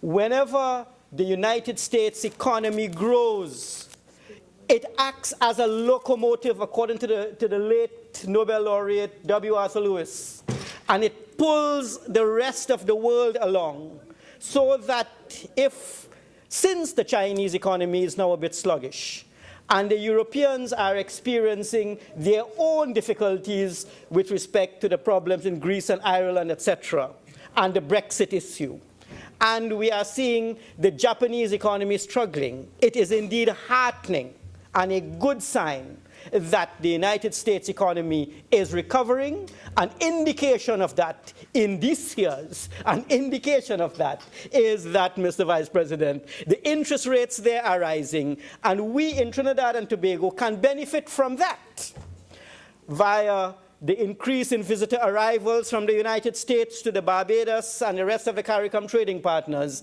and the commensurate increase in trading that will allow Trinidad and Tobago to experience.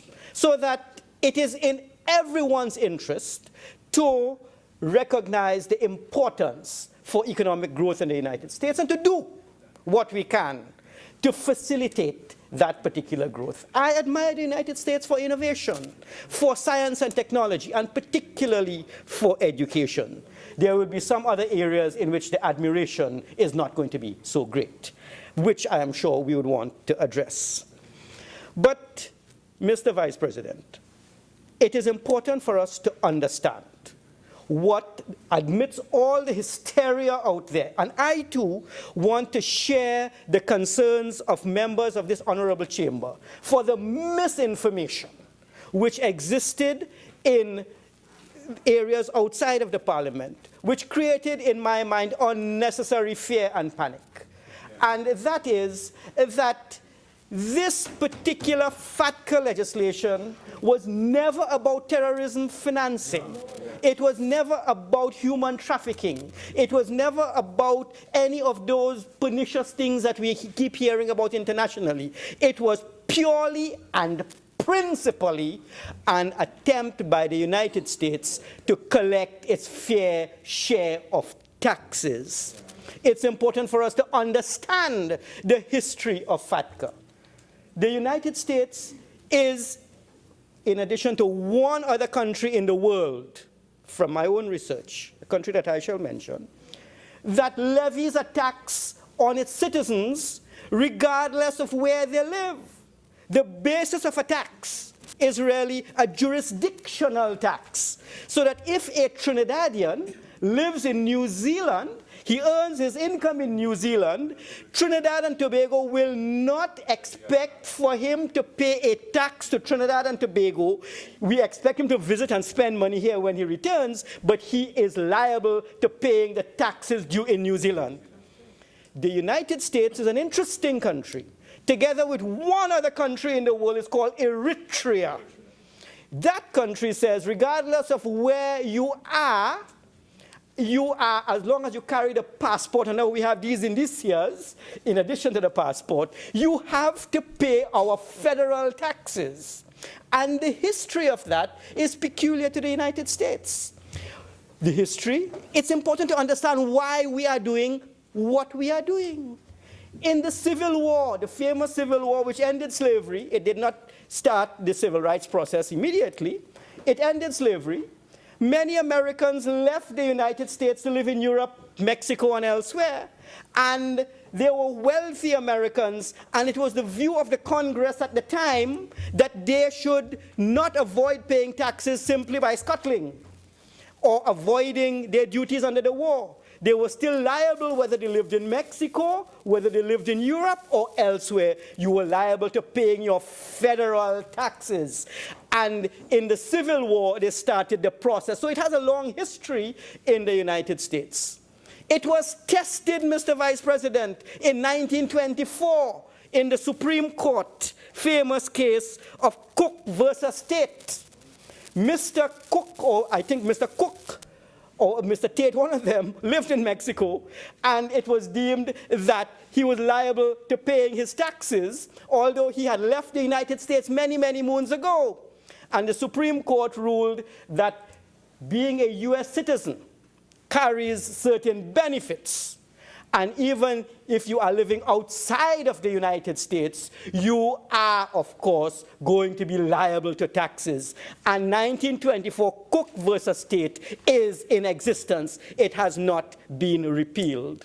2010, an opportunity came during the financial crisis, 2008, in the Obama administration, where whenever the kitty runs dry in any jurisdiction, we start to look around and we cast the net, and it was deemed that we could try to catch some revenue from Americans living abroad. So that this FATCA issue is really the policy of the United States, a policy for collecting their own taxes.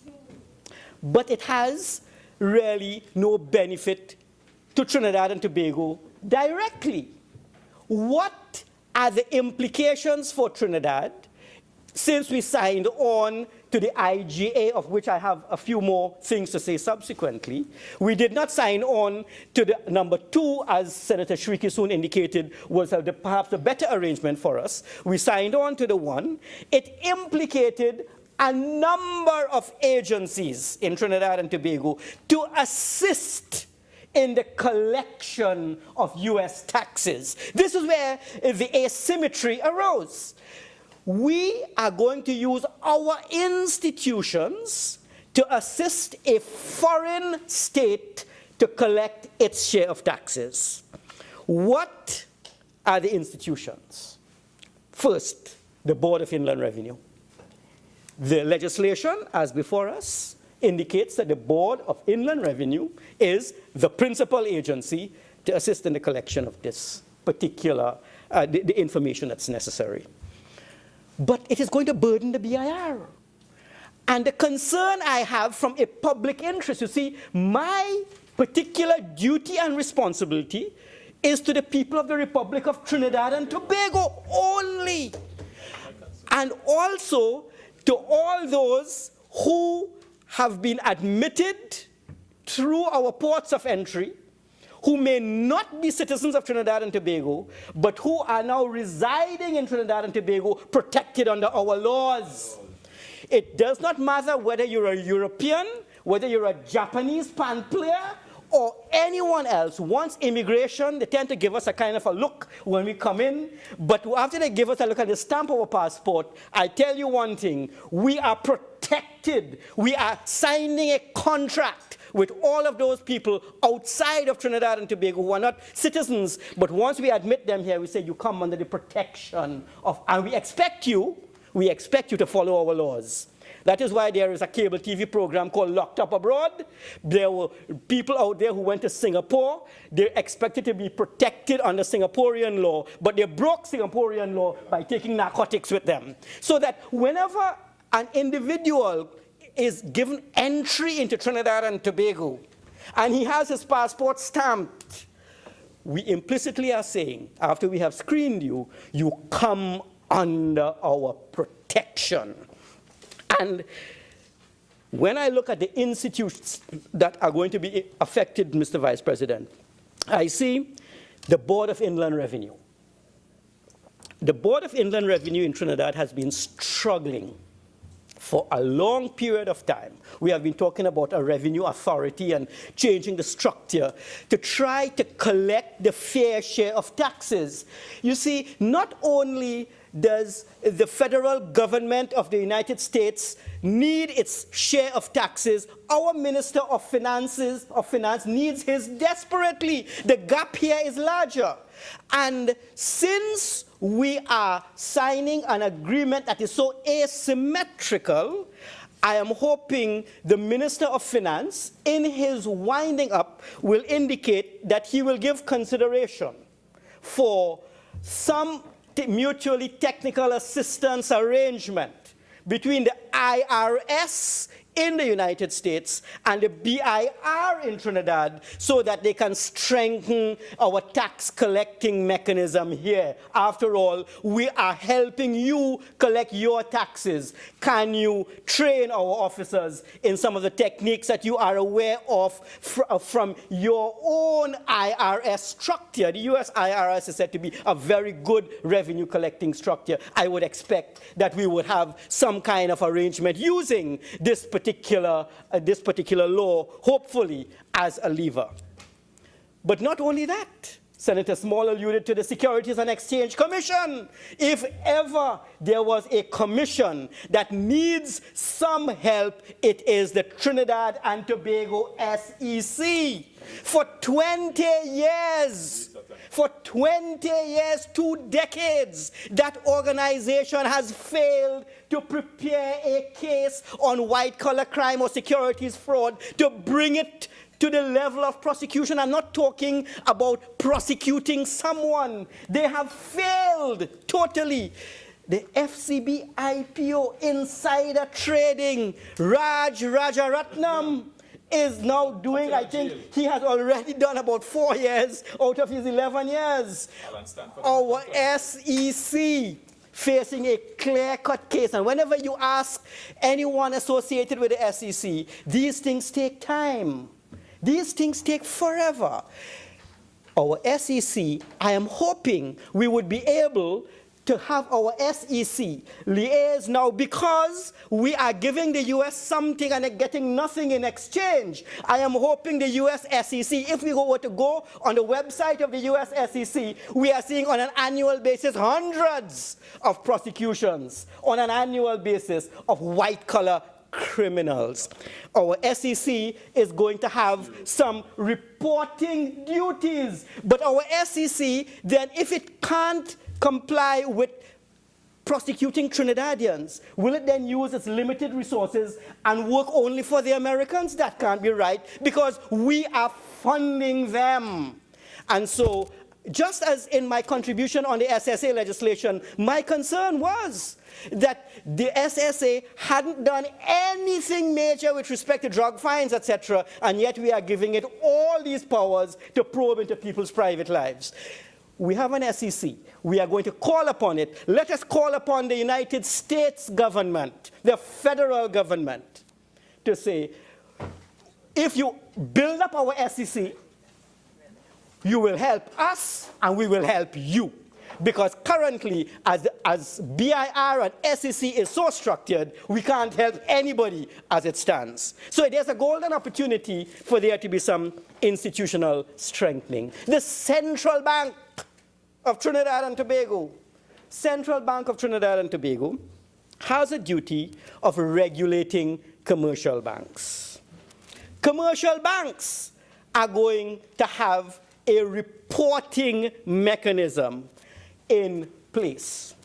Commercial banks are going to face tremendous costs. If one does the research on commercial banks' investments on software technology, one found over the last 2 years, when you looked into the major commercial banks in the world, they indicated that they were suppressing investments in new software. And so companies which supply software, called FinServe companies, were not doing very well because banks were busy becoming FATCA compliant. They were spending a lot of resources complying with regulatory requirements. And now that they are complying with these regulatory requirements and it's costing them, then we know they are going to try to recoup. And from whom will they recoup, Mr. Vice President? They are going to recoup from those who cannot escape. There is a golden rule. Those who cannot escape will pay, and the account holders in Trinidad and Tobago are going to have to pay. This is where the central bank, and they will pay in fees. They will pay in high charges. They will pay in credit card interest rates. They will pay in overdraft rates. There are a number of rates a financial intermediary will be able to levy on an individual because he or she needs the service of that institution.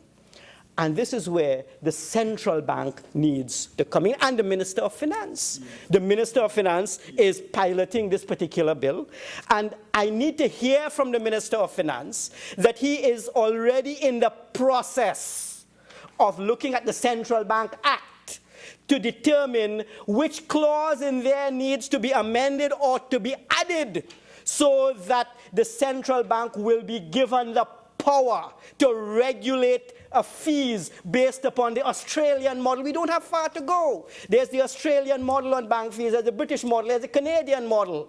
And we would need to look at that. And in the theory of regulation is very simple. regulation is you try to mimic the competitive market. And in mimicking the competitive market, a fee should be based upon an estimation of the cost of service. So that if the cost of service is of holding a checking account is $5 a month, then the regulator will say you can't charge $25. If the cost of service of any kind of providing a statement is $2, the regulator will say, the most I will give you $2.20, I won't allow you to charge $10. And we need to regulate and to give the central bank that authority. If we don't do that, what will happen is this. The institutions that we have in Trinidad and Tobago will comply and will be of benefit to American citizens and the American federal government, and my duty to the people of Trinidad and Tobago will not have been served. I need these institutions, of course, to be very much up to speed and running. FATCA, we know, is not a treaty. An IGA is not a treaty. It is for this reason there is no reciprocity. A treaty in the United States, by definition, must pass through the US Congress with at least, I think, 70% of senators voting for it. They have a lot of respect for the Senate there. 70% of their senators must vote for the treaty, and then you will bind the federal government. These IGAs are just arrangements between one government, an executive arm of the state, and another executive arm of the state. And the parliament is only by the way. The parliament don't get involved in IGAs. A treaty is a different animal altogether. So now we understand that there is no reciprocity, and there is nothing in the IGA which will bind the federal government of the United States. What we can only do now is moral suasion. We can indicate to them, look, we really want your economy to grow. But in order for your economy to grow and for your taxes to be remitted to you, our institutions must be strengthened. And we need some assistance from you because the United States is full of technical expertise. And yes. Thank you for giving me, Honorable Senator. Would you mind if I just put onto the record, there is, in fact, reciprocity in the body of the agreement. It's a very different thing to say there's no reciprocity from the reciprocity has not yet passed through the US end of legislators. However, there is reciprocity upon request. It's the automatic exchange by way of reciprocity that must pass through the US position. I've received a number of messages so far where people in the public are asking about this, is there really no reciprocity? And I felt compelled, and I thank you for giving way, to just make that clarification as to the blanket statement that there is no reciprocity. Thank you.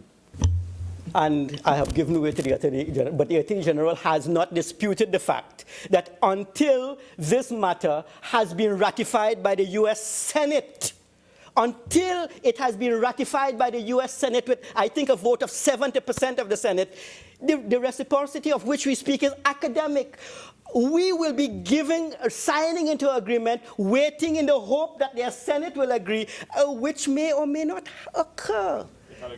This is an IGA, you see, and I am not faulting the government. Trinidad, and the reason I'm not faulting it is that I looked at jurisdictions across the world, and I've seen that they have all signed on to the FATCA. One must know, and my colleague Senator Small has always advised me, Senator Mahabir, it is what it is. So it is what it is. I'll come back to it is what it is, but really, there is really, at this time, Attorney General, I know, is going to work assiduously he is going to work assiduously. I have no guarantee that he will be successful. You see, the United States is a very insular country. It tends to look at its own interests first. It is expecting me to look after its interests. And the plea I'm making is that when I look after my interest, it will be in the US interest. Because if I build up my institutions, it helps me to collect my taxes. It will help you to collect your taxes. But there is really an issue that I have. And it is for this reason I took exception to those commentators on the outside who wanted to fast track this process and indicating to the general population that really heinous things will occur if we don't pass this legislation by a particular day. Mr. Vice President, I am now a relatively experienced legislator. And whenever I see a piece of legislation, any legislation that has any implications for Section 4 and Section 5 of the Constitution, I want to carefully consider that piece of legislation. Because what I am doing is that I am passing a law or agreeing to pass a law that will have effect even though it may infringe upon the rights of a fellow citizen. I am very reluctant to infringe upon the right of any citizen. When I do that, it has to be absolutely necessary.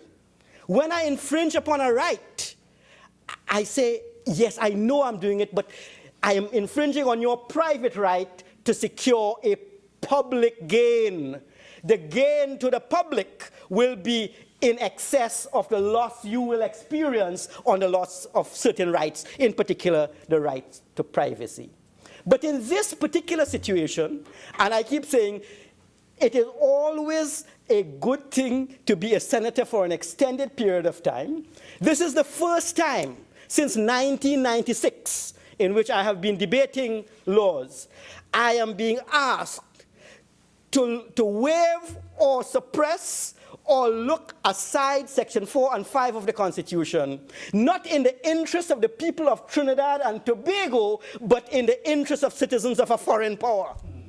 I feel uncomfortable with it.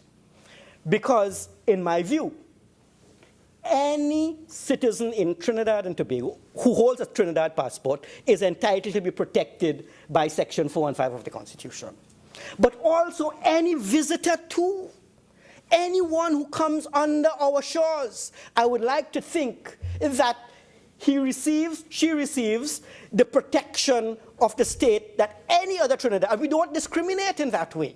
And that if you are a visitor and you get into an accident, you come for carnival and you injure a limb, I would think that the nearest taxi will rush you to the Mount Hope and we won't charge you any money. We will say, oh, this is someone in Trinidad and Tobago, resident in the United States. We will put on the cast for you and we will wish you well. A Trinidad citizen abroad does not have these types of facilities. We have to pay. But in Trinidad, we operate, you see, we have many things wrong in this country, Mr. Vice President, but we have many things right too, you know. We will not turn away somebody at a public hospital the way they would do. If one of our citizens is injured, we have to pay, find the money. But here, Port of Spain or Mount Hope or any, so we complain a great deal, but I'm telling you, we are not going to turn the foreigner away. And given that he has certain benefits here, he must comply with our laws. Take, for example, an American citizen. He decides, he comes to Trinidad. He's a gynecologist and works in the relevant section at Mount Hope. He looks after people, but you know, he cannot perform abortions in Trinidad. Although he will say, I'm an American and working in Mount Sinai Hospital or something, I can perform an abortion all the time. In Trinidad, he has to fulfill our law. But at the same time, he gets our protection. What I am now saying in this particular FATCA legislation is this. You are complying with all the laws of Trinidad as an employee of the Mount Hope Hospital. You are not performing abortions, though you are trained to do it and so on. There are things you did in the US, but you can't do here. And at the same time, I'm saying, well, you know, I am not treating you like, I have all the obligations imposed upon you, but I'm not treating you like a regular Trinidad and Tobago citizen. And it is, in a sense, discriminatory. And I do it reluctantly. But you see, if that is the policy of your home government, then that's the policy of your home. You have an option, like Tina Turner did, to renounce your citizenship. But in lieu of renouncing that particular citizenship requirement, I say, yes, I am willing to waive that particular constitutional right. But since we are interfering with our Constitution, Mr. Vice President, another issue arises, you know. the Constitution is sacred law. The Constitution in the United States is sacred law. The Constitution in Trinidad and Tobago cannot be any way less sacred. And the United States, as a country, I don't know how many of us have heard the story of the devil and Daniel Webster. Well, let me just give you 1 minute on that story. And it's relevant because Daniel Webster cut a deal with the devil. And after 7 years, the devil came back for the man's soul. And Daniel Webster was this great constitutional lawyer, told the devil, he says, Mr. Dev, are you a foreign prince? Devil said, yes, I'm the prince of darkness. He said, let me tell you something. Under US constitutional law, no foreign prince can press an American citizen into his service. No foreign prince. That's the US Constitution. The devil lost his case. He was kicked out of the state of New Hampshire. They said he resides somewhere in Maine or something. But the US Constitution was supreme. Our Constitution we are being asked as a sovereign state to waive Sections 4 and 5 of our Constitution, to pass a law with a special majority so that the US could collect its taxes. Let us see what we can get in return. Mr. Vice President, I am impressed with the United States, their economic development, science and technology education. But there are certain things that the majority of Americans do not find agreeable at this time. My colleague, Senator Paul Richards, asked a question earlier, a question that Malcolm Nance raised about Trinidad and Tobago. He said Trinidad and Tobago is the home of a great deal of really undesirable guys who engage in terrorist activities. Recently, the following countries were mentioned: Syria, Iran, Iraq, Yemen, Sudan, Libya. Some order was given so that citizens of those countries were going to be prevented entry into the United States. And I think in Trinidad there are icons. I consider Brian Lara to be a real icon in Trinidad and Tobago. I consider Dwight York to also be one of the superstars of Trinidad and Tobago, principally because I am no athlete, whatever, and I love to see the real giants in the field play. Here is Dwight York going to Iran. And in the Middle East, they are passionate about football. So much so that in Qatar, one of the individuals tried to get to be head of FIFA, and a lot of problems occurred. So they really love their football in Iran, in Iraq, everywhere. And so our citizen was refused entry into the United States. I would like to know what overtures are being made for two things. For citizens of Trinidad and Tobago, since we were mentioned and named by this Mr. Nance, and in the United States, once you name a country, it tends to get into the media, and without any kind of justifiable reason, you could very well find Trinidad and Tobago joining that list of 7. I would like to get an assurance that having agreed to help you collect your tax, you are not going to really point to Trinidad and Tobago and identify us as a terrorist-producing country and then say the following: well, not all the citizens of Trinidad and Tobago, only the citizens of Trinidad and Tobago with Muslim names. It could happen because that is what happened to 7 countries. As I said, I admire the United States, but there are things which worry me. I get patted down in the airports all the time. I don't have a Muslim name and I don't look very Arabic. And I fear for citizens of Trinidad and Tobago who look a little more Arabic than me and who may have a Muslim name, how they are going to be treated when they try to enter the United States. Maybe we should be very much aware that in the United States, the majority of the terrorists are homegrown. When you look at Timothy McVeigh, Google Timothy McVeigh, I would sit next to McVeigh, yes. Senator, as much as I understand the connection that you're making, I think you're going on a little bit too long along that point. So I'm asking you to bring it back in so that you remain relevant to the bill in front of us. Thank you. Mr. Vice President, let me point to the relevance now. It is to reciprocity. The reciprocity is that the Attorney General has assured me that it will come once the US Senate has agreed. I do not know if it will come. And what I am saying, in the interim, there are things we can do as a government to protect the citizens of Trinidad and Tobago. One of our star citizens has been adversely affected. Could we then engage in the negotiations so that the trend I am seeing, which could be discriminatory to Trinidad and Tobago, is averted? And that is in the public interest, because 2 days of Parliament time, months. What are we getting in Trinidad? Are you going to tell me, Mr. Vice President, that in this country, that we will give the US so much and we will still be harassed? No, no, no. It's not going to be right. 17 years ago, there was an incident. We are going to assure, I hope we are able to convince the United States that Trinidad and Tobago and the citizens here are no threat to it, and that really we should have a much more harmonious relationship, and we have started with the FATCA. Mr. Vice President, I will not support this bill because of geopolitical considerations.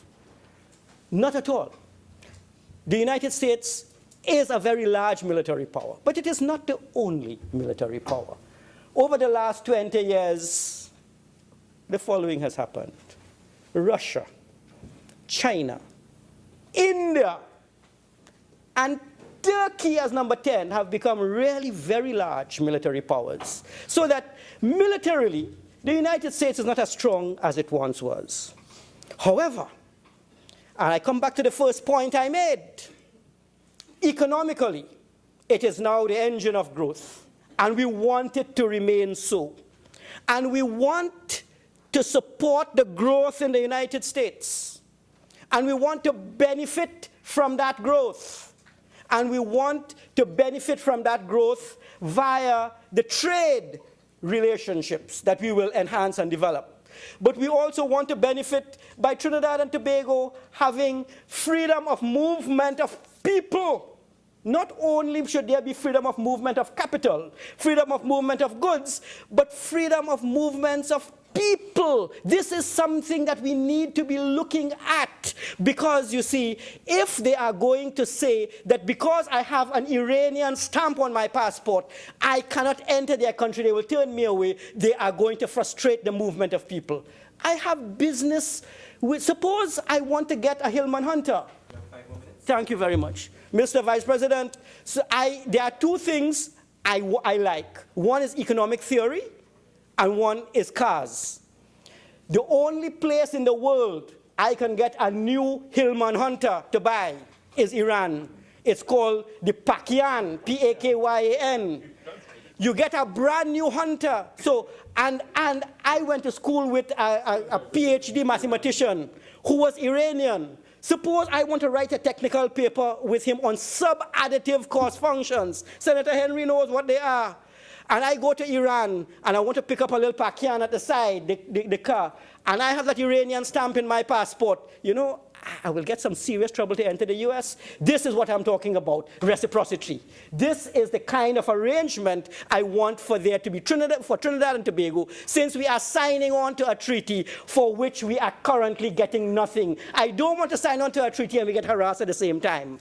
Mr. Vice President, the United States is a country with which we must always cooperate economically. Why? In the few minutes, I think I want to impress upon the Senate why we should support this bill. One, it runs the reserve currency. If we wish to trade with Kenya, to buy tea from Kenya, then we need to pay in US dollars, and we need a US bank to be able to facilitate that transaction for us. So we need the US reserve currency, and we do not wish to run afoul of US authorities by telling us that the reserves that we want to hold in US dollars can no longer be held in US banks. Not that it could happen, but we want to have very good relations, because remember, they froze accounts once in Iran many years ago. international transactions. We want to be able to raise capital. Recently, our Minister of Finance raised, I think, $1 billion US on the capital market from US underwriting firms. And once we are able, we show that we are complying with what they require of us, we will have easy access. And I want Trinidad to have access to the financiers in the capital markets in the US. They rate our papers, Standard & Poor's and Moody's. They rate our papers. And we want, Mr. Vice President, finally, for there to be a tremendous flow of investments from the United States into our various sectors, oil and gas, manufacturing, tourism, elsewhere. A booming US economy generates a surplus of capital. That, since we are now going to be FATCA compliant at the level of the country, I want to encourage investments. I want to encourage the flow of technical experts from the US into Trinidad. And I want Trinidadians to be able, regardless of their surname, I want Trinidadians to be able to enter the United States freely without let and hindrance. And I think if we are able to secure all of that, it would not have been such a bad arrangement after all. I thank you, Mr. Vice President. Minister of Foreign and CARICOM Affairs. Thank you very much, Mr. Vice President. I had to rise in a rather precipitated fashion. Thank you very much once again. I'm honored to address this House today on the Tax Information Exchange Agreement Bill 2016. At the core of this bill is the United States Foreign Accounts Tax Compliance Act, notably referred to as FACTA. FACTA, enacted in 2010, is aimed at ensuring that citizens of the United States of America with financial assets outside of the United States are paying their taxes to the United States government.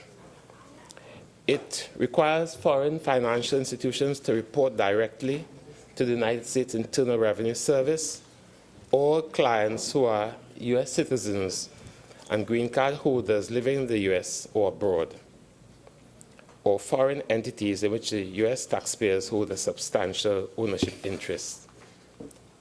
Mr. Deputy Speaker, Trinidad and Tobago is recognized by competent institutions such as the IMF, the World Bank, and the Financial Action Task Force as a transparent jurisdiction. Trinidad and Tobago has a history of compliance with authorities responsible for preventing money laundering and terrorist financing. From a foreign policy perspective, Trinidad and Tobago is party to roughly 17 double taxation treaties in force, and there are others awaiting ratification. The double taxation treaties include those with both Norway and Denmark, signed in 1969, and the double taxation treaty with the United States, signed in 1971. It should be noted, Mr. Deputy Speaker, that this country's efforts towards FACTA compliance are not new. In a report in 2012, the then governor of the Central Bank of Trinidad and Tobago stated that the banking institutions of Trinidad and Tobago were taking steps to becoming FACTA compliant. He stated that the two Canadian banks, as part of their parent banks, have been preparing as a means of their global program for FACTA compliance, and the local-owned banks have initiated projects which would enable them to be well trained to comply with the FACTA requirements. Furthermore, he stated that smaller banks were currently in the process of amending their procedures to identify U.S. residents and citizens. Caribbean countries, in their own respective ways, have been undertaking steps to cope with the introduction of FATCA. As seen thus far, CARICOM has taken the lead on FACTA by creating a task force led by Jamaica and has hired the accounting firm of PricewaterhouseCoopers to advise on the best approach for the region on the issue. The region's strategic approach to FATCA was also dealt with at the CARICOM Central Bank Governors Meeting held in Suriname in November of 2012. It would be remiss of me not to mention some of the concerns raised with respect to the introduction of FATCA. Regionally, a number of states have expressed concerns with respect to the anticipated implications of the implementation of FATCA. One major issue that has been ventilated is that costs will invariably increase as financial service providers pass on the costs associated with meeting the requirements of FATCA. Another area of concern relates to the possible creation of an underground financial system as the regulated entities become less attractive to customers due to FATCA requirements. Notwithstanding the concerns, tax transparency and the fight against cross-border tax evasion have been high on the international agenda. At the G20 summit held in Los Cabos in Mexico in June of 2012, leaders reiterated their commitment to strengthen transparency and comprehensive exchange of tax information, including through the Global Forum on Transparency and Exchange of Information for Tax Purposes and through the Multilateral Convention on Mutual Administrative Assistance. Additionally, Mr. Vice President, 5 countries from the Eurozone have estimated to have lost at least $100 billion in revenue annually as a consequence of tax evasion. As such, these 5 countries, namely United Kingdom, Spain, France, Germany, and Italy, have seen FATCA as an opportunity to counter offshore tax evasion and improve international taxation compliance. They have each agreed to enter into intergovernmental agreements with the United States for collecting and reporting FATCA-style information to their local tax authorities. And on September the 14th of 2012, the United States and United Kingdom announced that they had signed the first bilateral agreement to implement FATCA. Mr. Vice President, from a policy position, a foreign policy position, countries, Caribbean countries that is, have had to grapple with the exercise of the asymmetrical global application of power and influence when it came to the increased regulatory scrutiny by the advanced countries of the region's offshore financial centers, particularly with respect to tax evasion and money laundering. The implementation of FATCA can allow for the advancement of national interests, such as the preservation of trade relations between Trinidad and Tobago and the United States of America, and any other state that has aligned itself to the implementation and the notion of FATCA. Non-compliance with FATCA can amount to reputational risk for the country, and it's the remit of the Ministry of Foreign and CARICOM Affairs through diplomatic initiatives and representation to preserve the country's foreign relations and the reputation with other states and international entities. Mr. Vice President, Trinidad and Tobago enjoys a robust bilateral relationship with the United States of America since the inception of diplomatic relations, which commenced in 1962. Bilaterally, Trinidad and Tobago and the United States of America have signed more than a dozen memoranda of understanding, treaties, and bilateral agreements, such as the Double Taxation Agreement, which was entered into force in January of 1970, the treaty concerning the encouragement and reciprocal protection of investment, that was in 1994, and the original Tax Information Exchange Agreement, which entered into force in 1990, but is now in the process of being replaced by the Tax Information Exchange Agreement Bill 2016. The United States is an important partner, particularly in the areas of trade and security cooperation. In the area of trade relations, Mr. Vice President, the United States of America is Trinidad and Tobago's largest trading partner and one of the leading markets for this country's natural gas and petrochemicals, such as ammonia, urea, and methanol. In 2015 and 16, Trinidad and Tobago recorded a combined trade surplus of more than $8 billion TT with the United States of America. Trinidad and Tobago is also a beneficiary of the U.S. Caribbean Basin Initiative, a trade program intended to facilitate the economic development and export diversification of Caribbean-based economies through duty-free access to the U.S. market for most goods. In the areas of security and defense, the United States of America engages Trinidad and Tobago within the framework of the Caribbean Basin Security Initiative. This program is dedicated to the strengthening of regional security by addressing transnational threats. That is a United States security strategy focused on citizen safety through the hemisphere, bringing all members of CARICOM and the Dominican Republic to jointly collaborate on regional security within, or rather with, the United States as a partner. The United States of America military also collaborates directly with the Trinidad and Tobago Defense Force on several initiatives. Additionally, negotiations are well advanced in the Maritime Technical Assistance Field Team Agreement, which seeks to enhance the ability of Caribbean partner nations to secure the maritime borders and to address transnational threats.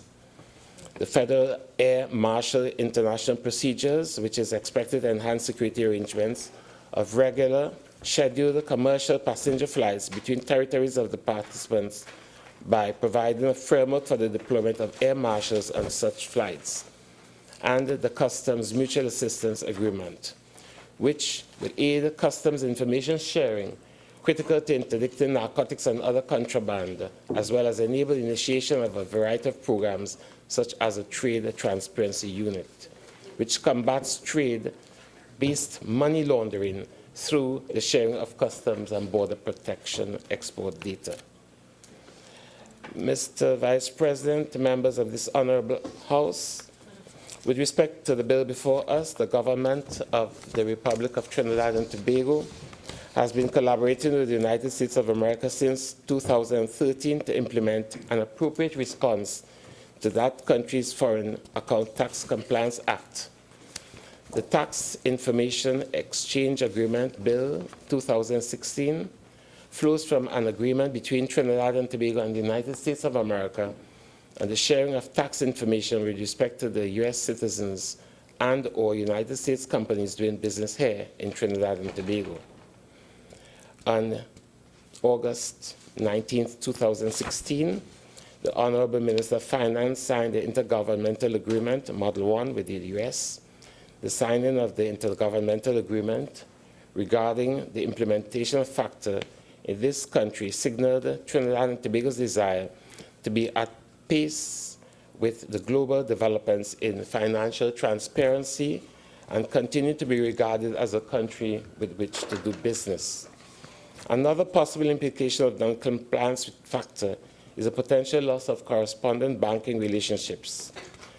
Caribbean countries are particularly vulnerable to such an outcome. Correspondent banking relationships are considered to be high risk, and agencies such as the Financial Action Task Force, Bank for International Settlements, as well as regulators recommend that financial institutions perform enhanced due diligence for foreign correspondent relationships. Given the cross-border nature of money laundering, terrorist or proliferation financing, and economic sanction violations, there has been a significant global effort to legislate and enforce appropriate controls to curb illicit financial flows. Currently, financial institutions are required to assess and mitigate these risks, prevent sanctions violation, or face penalties. Therefore, regulatory pressure and increased perception of risk and increasing cost of compliance are reducing profit margins to such an extent that some banks consider that there is a significantly reduced business justification for continuing correspondent banking relationships. Given the facts before us, therefore, it is imperative for all stakeholders to continue to seriously work together toward the passage of the Tax Information Exchange Agreement Bill. This collaborative thrust will not only safeguard the interests of the Republic of Trinidad and Tobago and its citizenry, but will also serve to maintain our strong relationship with the United States of America which has been mutually beneficial in many ways of cooperation. Trinidad and Tobago has, not without significant financial outlays, cultivated linkages and working relationships with another number of countries and international organizations. This allows for fluidity of operations to have relations grounded in the assurance that Trinidad and Tobago is a worthy partner to do business, a democratic state, one that respects the rule of law, where common sense rules and the national good trumps self-destruction and the political mileage. We all live here in this country. Anything that could conceivably lead to a downward spiral cannot be the hallmark of worthy parliamentarians. As a responsible government, we persevered in safeguarding the interests of our people, indeed ourselves, as we move forward in addressing whatever shortcomings there might be in our society. I extend congratulations to the Attorney General, to the Minister of Finance and stakeholders who have critically lent their support to this bill. I fully support the passage of this bill. Mr. Vice President, honorable members of the House, allow me to thank you very much. Senator Creese. Thank you, Mr. Vice President. At the outset, the only concern I really had with this legislation was whether it harkened back to the old imperialist orientation of getting little countries to do what you say. But as I read more of it, I was satisfied that, there wasn't that need for the old anti-imperialist trust. And that, in fact, what the United States government was doing was reasonably consistent with U.S. self-interest. The question that arose was whether what we were doing was reasonably consistent with TNT's self-interest. And when I came to realize that this thick document was short on, what's the word, reciprocity, then I felt cheated in the sense that what we were doing wasn't reasonably consistent with TNT, Trinidad and Tobago, self-interest. I have no problem with the United States government pursuing an agenda that ensures that its internal revenue service is effective and efficient. And the basis for doing that is the cultivation of their financial intelligence units. I think it was in this house I had already alluded to the fact that I used to watch Untouchables Saturday night after Saturday night as a kid. And it was very late in the game that I realized, matter of fact, I think it was when they did the movie as opposed to the TV series, that I realized that Elliot Ness was not a regular state police, that he was an IRS enforcement agent. So that I have an appreciation for the role of the Inland Revenue Service, in our case what we call the Board of Inland Revenue, and how critical they are, especially with regard to the state's budgetary proposals, because they are a significant part of the revenue that's inside that equation. So I have no problem with any agreement, any arrangement, any bill that facilitates a friendly government's pursuit of its tax revenue. The problem I have is, what is the point of such financial intelligence if it is going to operate on one side only? we all know how critical it is, not just for revenue, taxation revenue purposes, how critical it is to follow the money. For all the other things that following the money is able to tell you. If you trace that money trail, then the information about other nefarious activities becomes easily accessible. When one looks at that against the information age, or the age of cyberspace, as I prefer to call it, against the background recently of terms like fake news and hacking, and when one realizes that what the Russian government is alleged to be engaging in, cyber wars, so we've gone from the threat of nuclear war to active cyber war, and that they're accusing the the Russian government, of meddling in domestic US election politics, of contemplating the same in France and Germany, that kind of cyber activity is really a threat to democracy. And it's from that vantage point, I begin to realize how crucial this legislation is.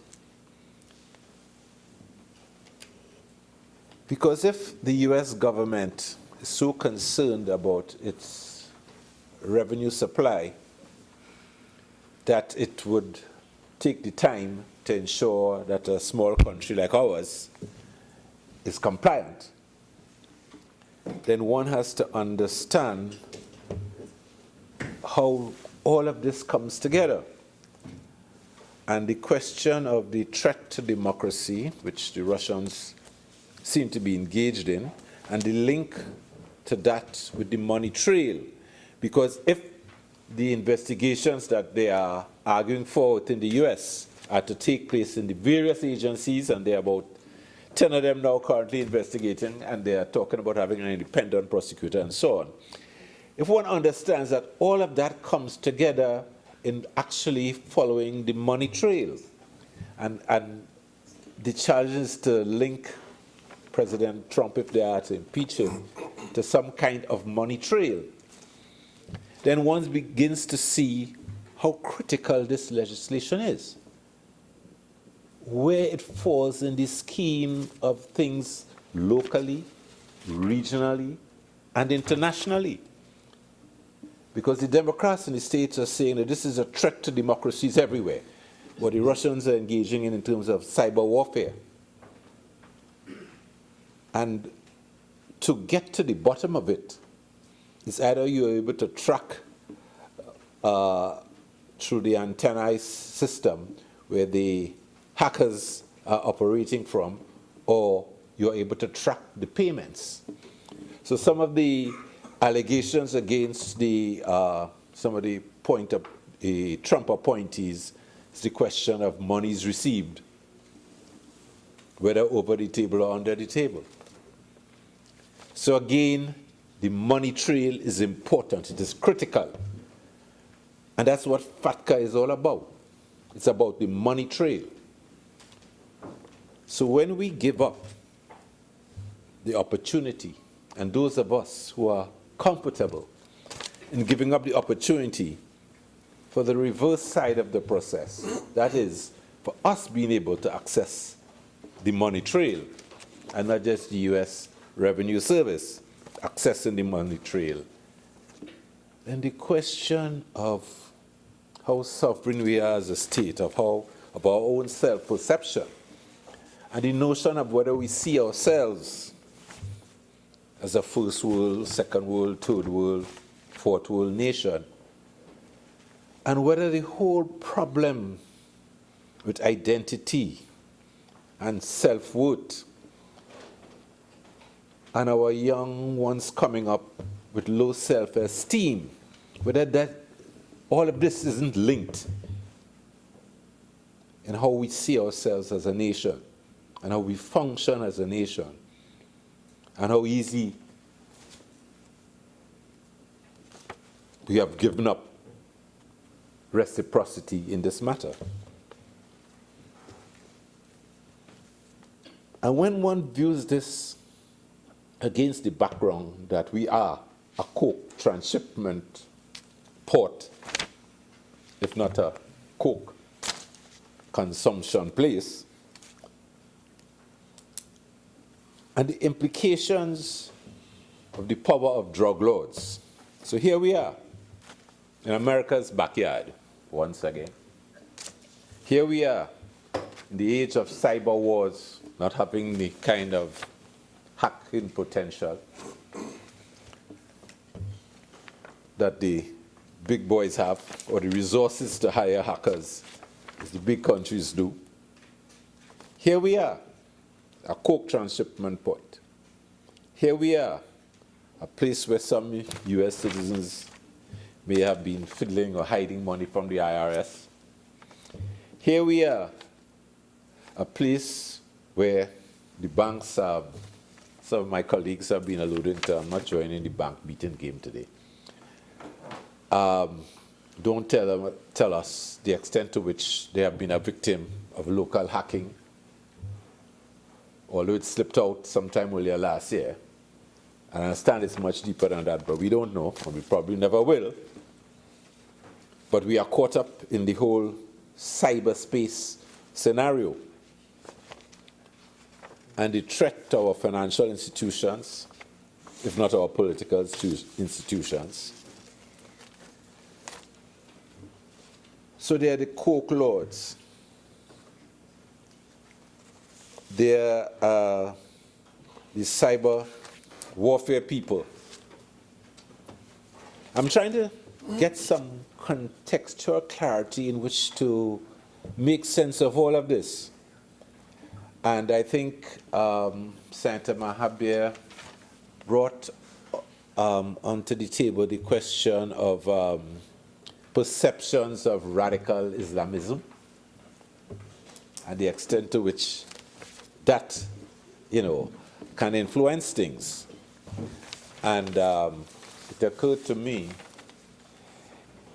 that we can't hide from that one either. Because in 1990, I was watching television and I saw a gentleman about my height and complexion, the big gun in front of him appear on the TV screen. And somebody in the background was saying, Allahu Akbar.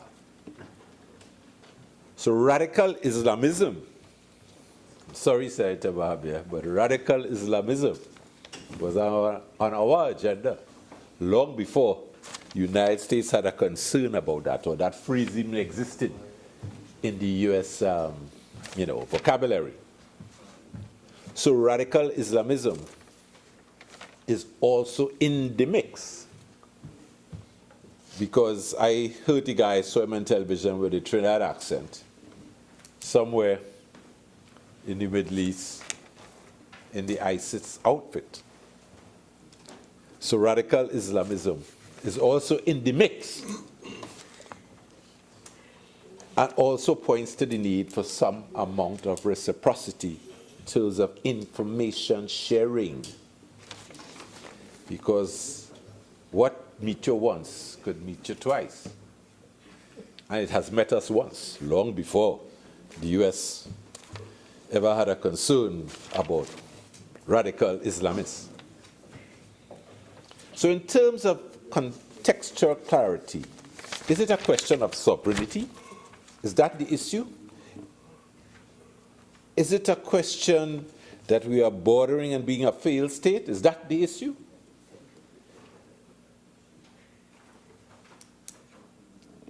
Do we have the kind of cyber intelligence units that would allow us to fend our way in these times? Do we have the kind of financial intelligence unit capability, capacity that could take us through these times? You see, these two things, given the times that we're in, cyber intelligence capability, financial intelligence capability.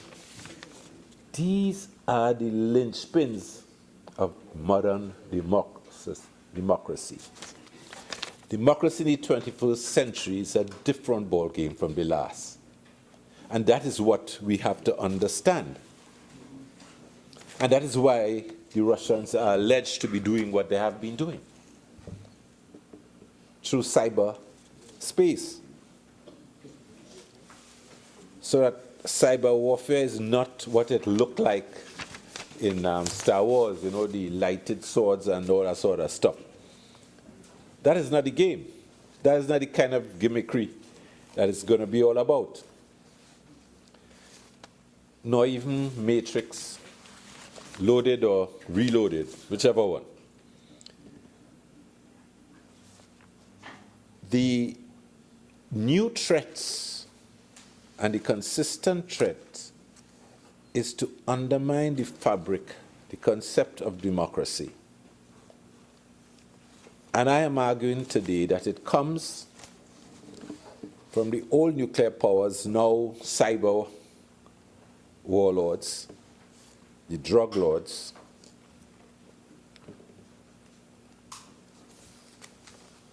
the old colonial entities in the North Atlantic Alliance.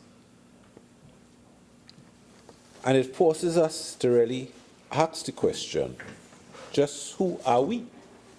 We here in TNT. And what are we in effect?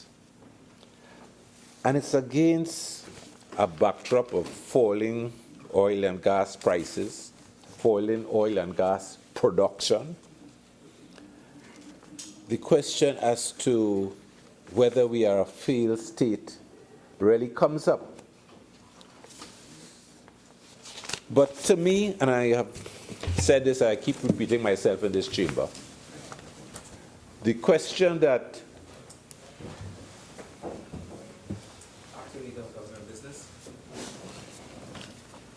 Mr. Vice President, in accordance with Standing Order 14.5, I beg to move that the Senate continue to sit until the completion of business at hand. Honourable Senators, the question is that the Senate continue to sit until the completion of business at hand. Those in favour say aye. Aye. Those against say no. I think the ayes have it. The business of the Senate continues until completion of the business at hand.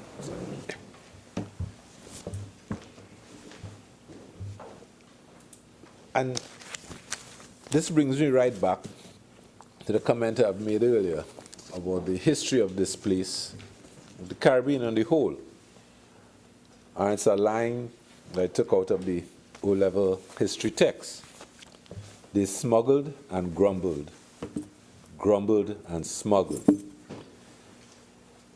That was the description given to the planter class of the 17th and 18th century.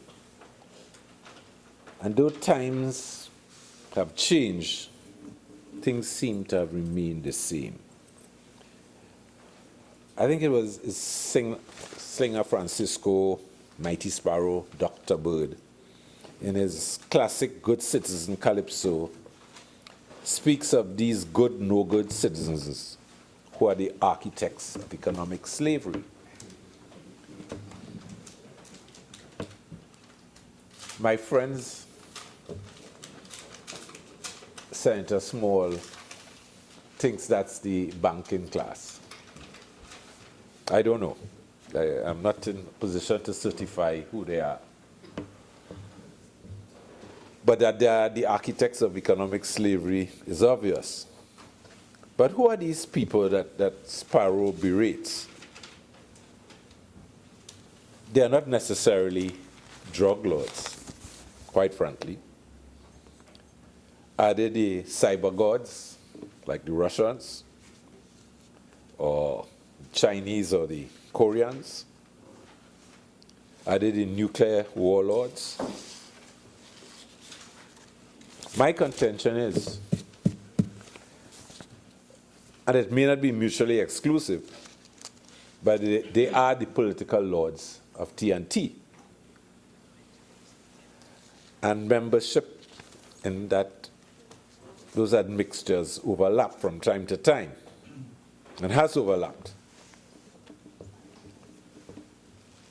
And the problem I have with all of this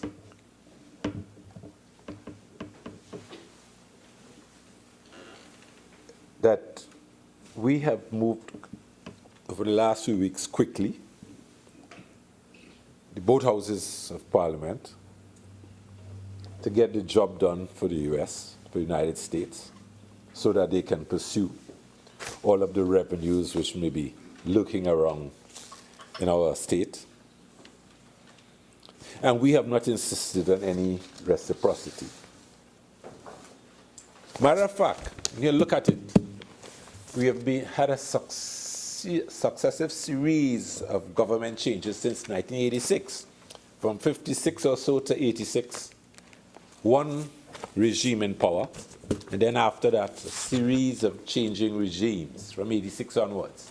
NAR, PNM back in, UNC, once UNC, twice, PNM back in. Yet, the question of political party funding has not made its way into these august chambers. It would seem to me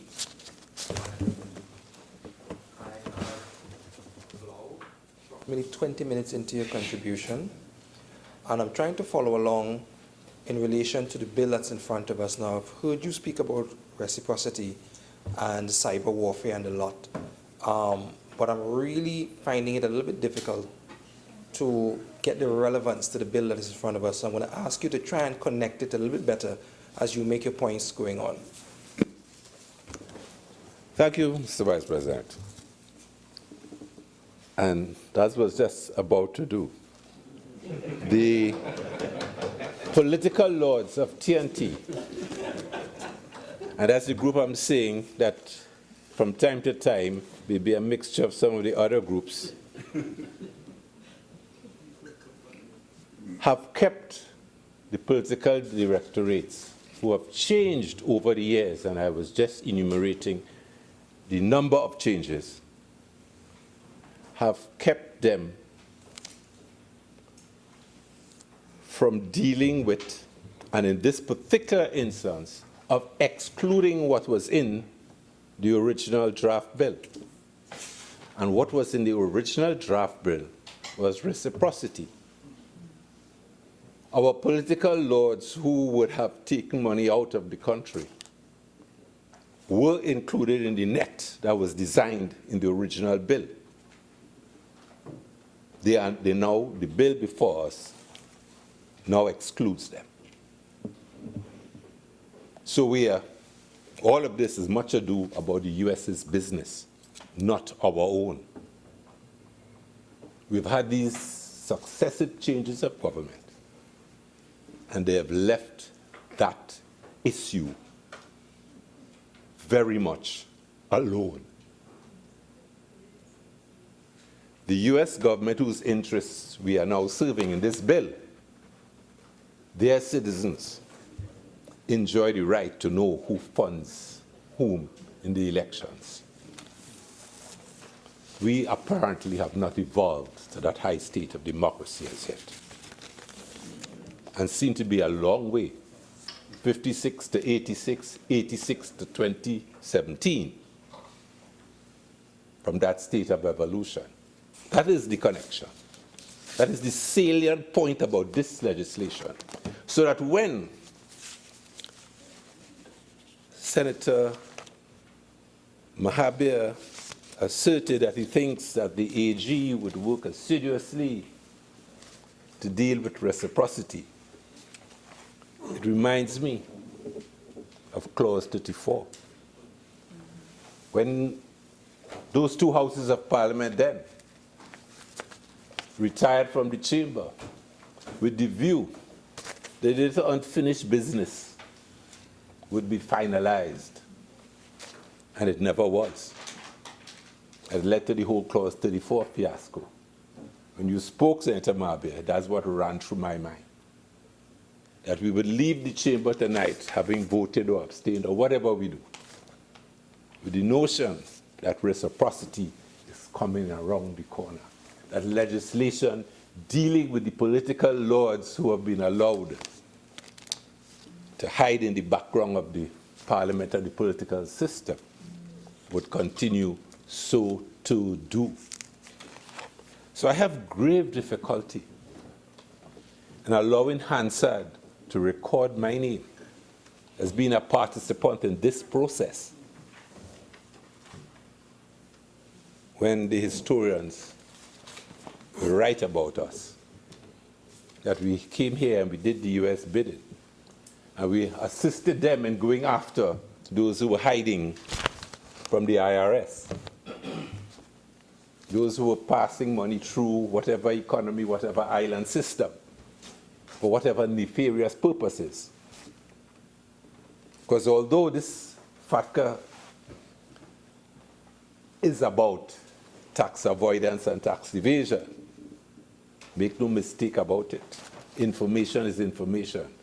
And information in the information age is the most powerful tool. There's no getting around that. That's why the Russians have resorted to cyber warfare. That's the connection in all of this. Because through cyber warfare, the US can, whatever information is in your system, you know. Make no mistake about that. Do not think that this is how they will get the information. This is how legally they will get it so they can present it in a court. But in terms of knowing who to go after and where to go after them, rest assured that the Russians did not invent cyber warfare. We all grew up on those movies about the CIA and rigging elections all over South America and Africa. So let's not be naive in that regard. So at the end of the day, the critical question really is the extent to which we are masters of our own destiny. The extent to which those who are writing our destinies, those who are really in charge of us, those behind the curtains,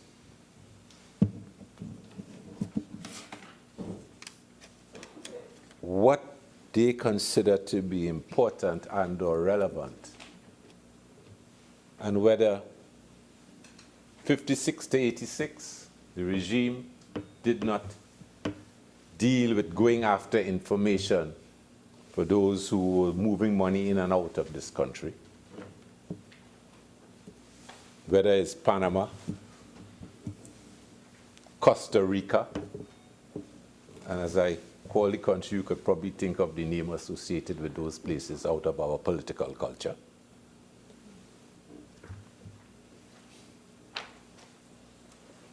'56 to '86, no such legislation. '86 to 2017, 3, 4, 5 different governments, no such legislation. If the US didn't come to us for this, it would not have made its way to a draft bill. And now it's excised from the draft. Hansard tonight is going to record for posterity what was excised from the draft. So you could vote and be happy. But no, like Clause 34, your contribution to the political development of Trinidad and Tobago will now be on the permanent record. So I'm giving leave, explanation as to why I have no choice but to abstain and to place that abstention on the permanent record. Because this is not about service to the people of Trinidad and Tobago, and they're the ones who are paying me. I thank you, Mr. Vice President. Acting Leader of Government Business.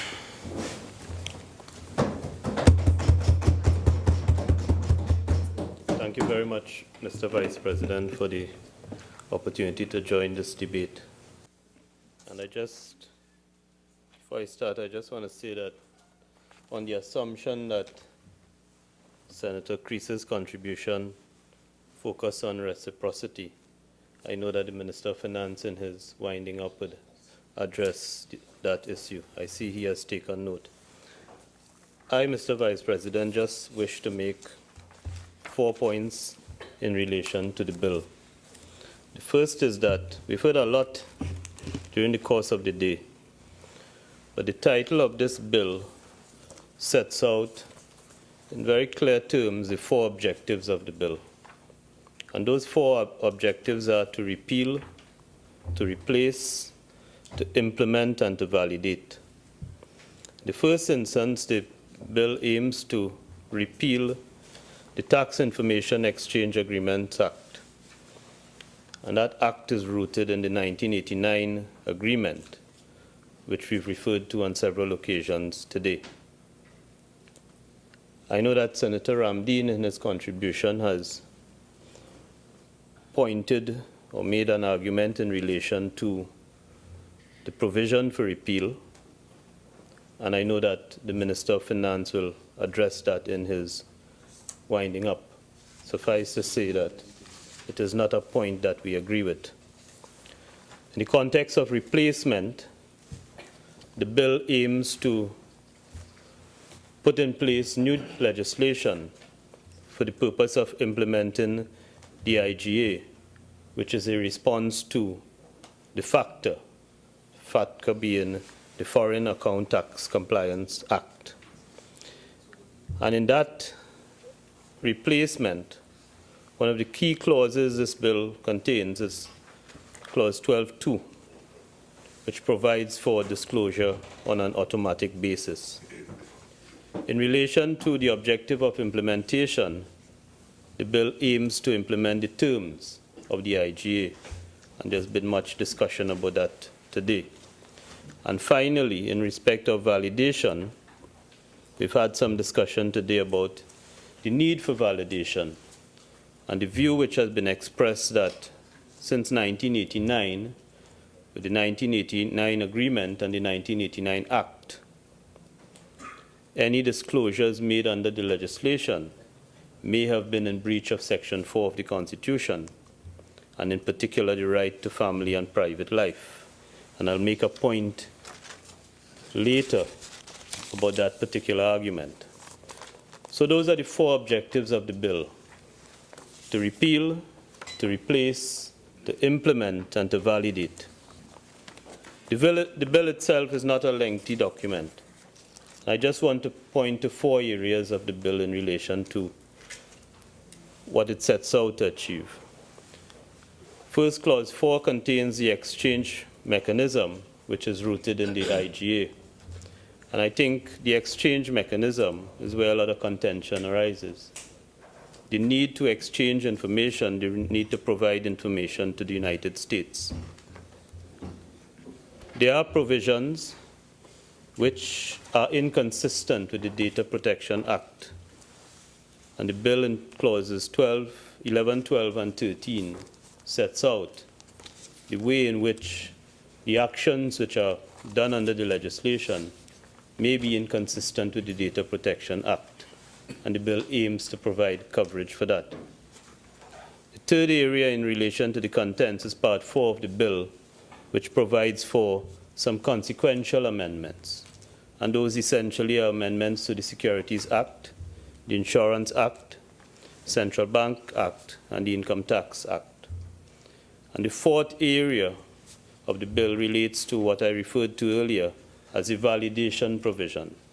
And I just want to make a point, Mr. Vice President, in relation to the validation provision, because a few speakers before me have said almost as though it was a fact that the Board of Inland Revenue would have acted illegally since 1989 in providing information requested under the agreement. And I just want to make the point that in the report of the JSC, you would see two things. The first is a question which was put to the BIR, and that is at page 448 of the report. And it's in particular question 32, and I'll quote, "What are the possible illegalities which the BIR might have committed prior to this legislation which will need to be addressed and made legal by enactment of the tax information exchange agreements? And secondly, may be determined through the judicial system, if any." I just want to place on record the response of the BIR, which was that, and I quote, "There have been no illegalities committed." So that's a matter, I'm not sure if in his winding up, the Minister of Finance will address, but just to say that that was the response of the BIR, that the BIR felt that there were no illegalities committed. The third point I want to make is in relation to impact, because there's been a lot of discussion on the impact of this bill and the impact of the legislation.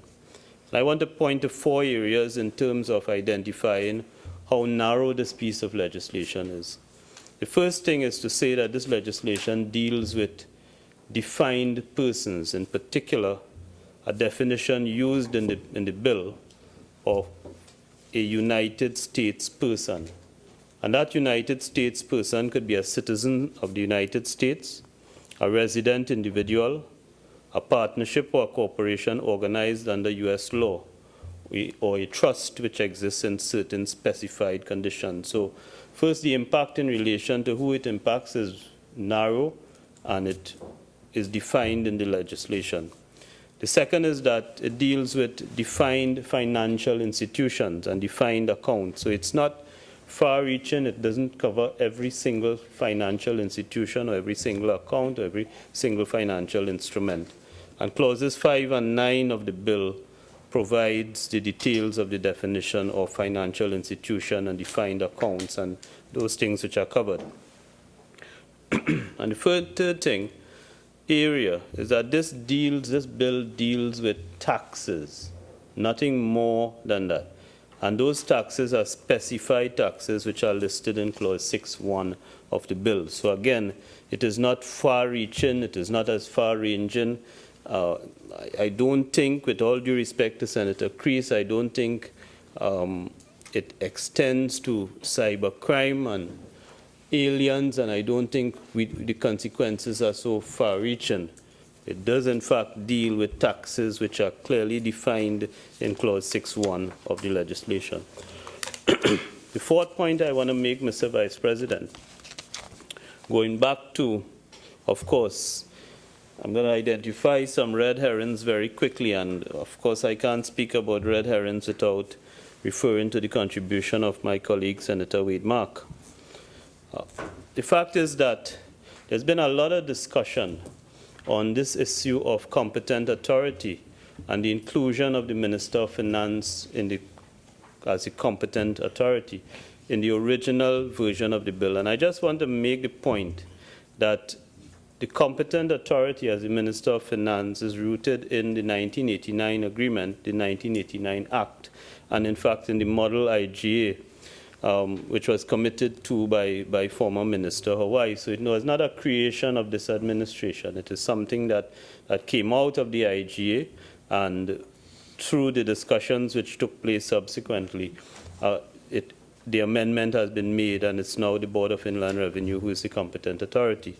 Second point, and I would not labor on it except to say that this issue of sovereignty was raised in the other place and was touched on in here, and I think my colleague Senator Dennis Moses addressed the issue of sovereignty to the point that we've had a series of relationships with the United States which from time to time means entering into agreements of this nature, and it in no way, in my view, impacts upon our sovereignty, and I think it is something that Senator Creese also touched on. And then we've had the lament by Senator Mark and the complaint of the involvement of the Bankers Association of Trinidad and Tobago.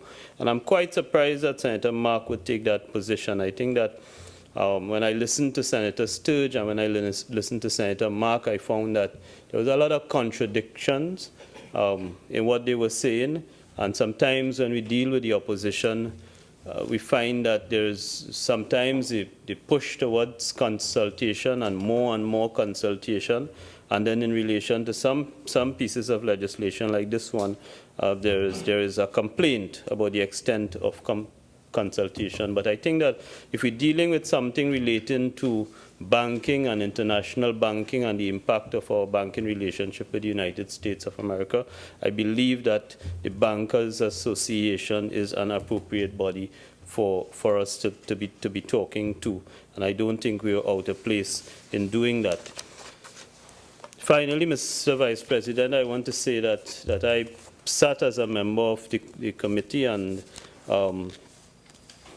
we have all recorded our gratitude to our Minister of Finance and the Attorney General, and of course the opposition and independent members. And I just want to close on one point and one observation as we celebrate International Women's Day tomorrow, is to make the point that one observation I made was that when we met with the representatives of the CPC, the BIR, the Central Bank, the Bankers Association, the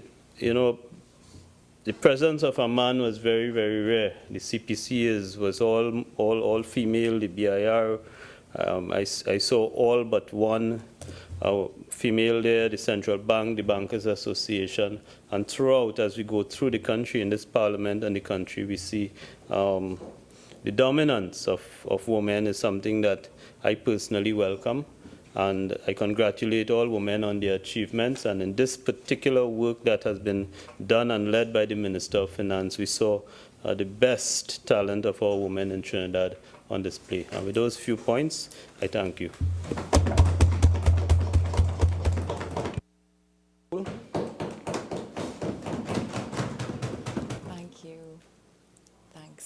Thank you, Mr. Vice President, for the opportunity to speak. As always, it's a pleasure to be here. And I'd like to start by thanking, through you, my fellow colleagues who have all spoken. I know that very often we might disagree or appear to disagree, and we have raised voices, but we're here because we love our country and we're here to serve, and I thank you all for that. As usual, I aim to be extremely concise, technical, and collaborative in my contributions.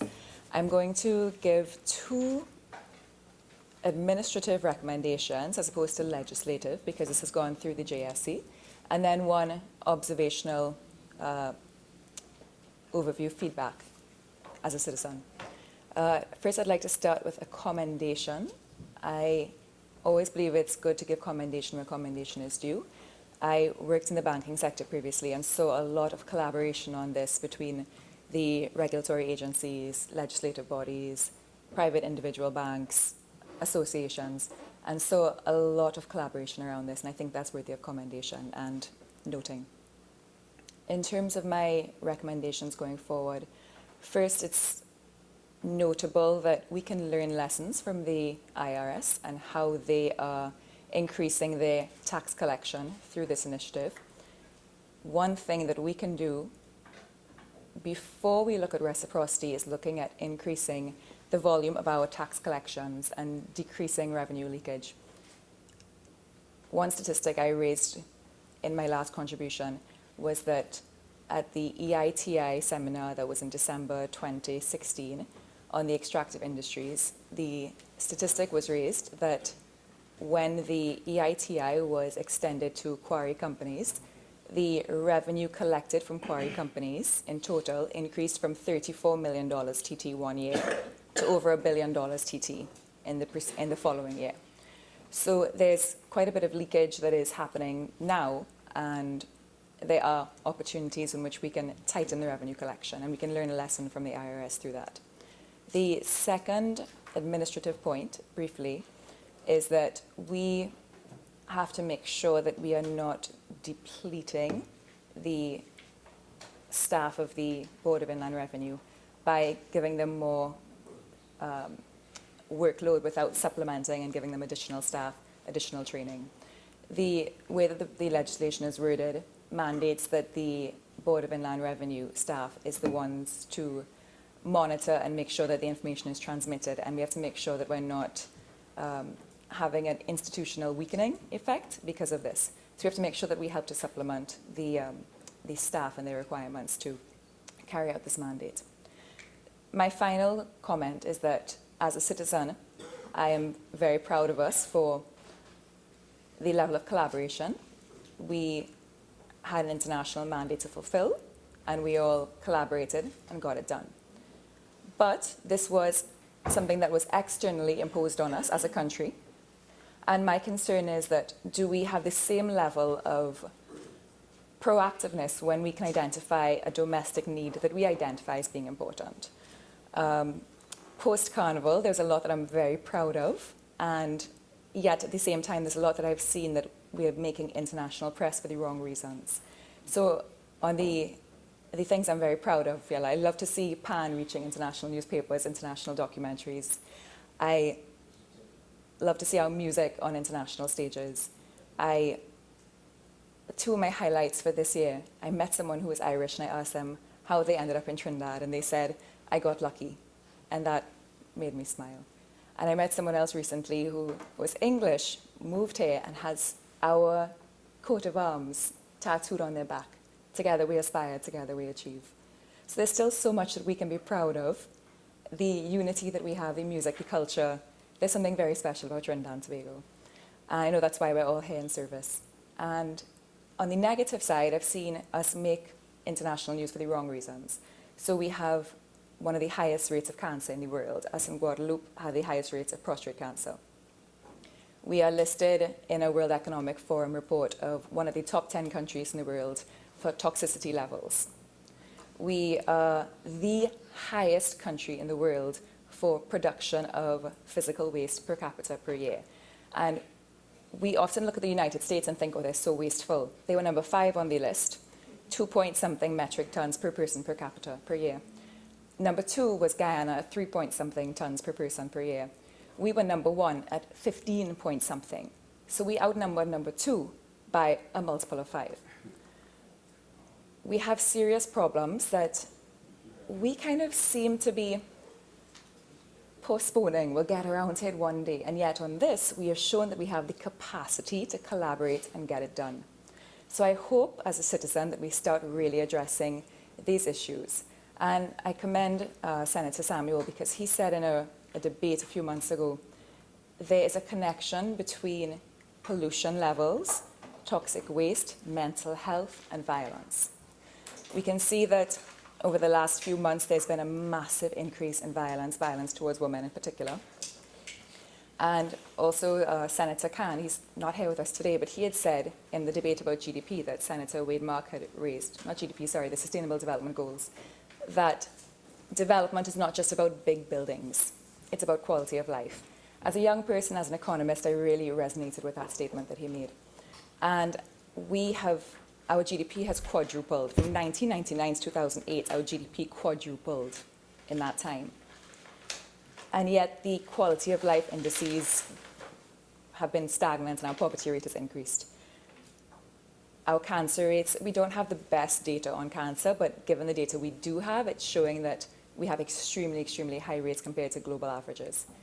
So I hope as a citizen that we take the impetus we have demonstrated that we have in this debate and in this issue. We've seen collaboration from academia, legislation, industry, the media, and I hope that we can take that and also emulate that in things that are really of critical importance for us going forward as a nation.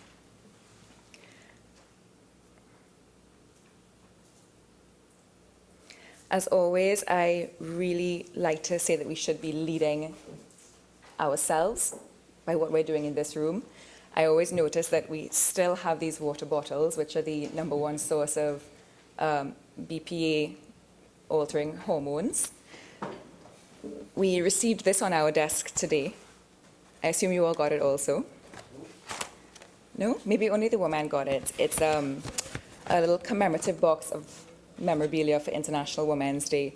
And, you know, the term greenwashing is about, you know, a company might take a a nice slogan like think green and might put billboards of it, and they might still be producing high amounts of waste. But it's the slogan, it's catchy. And I saw this box and I thought, I don't need a keychain that says International Women's Day 2017. Or it's a nice pen, but I don't really need a pen again.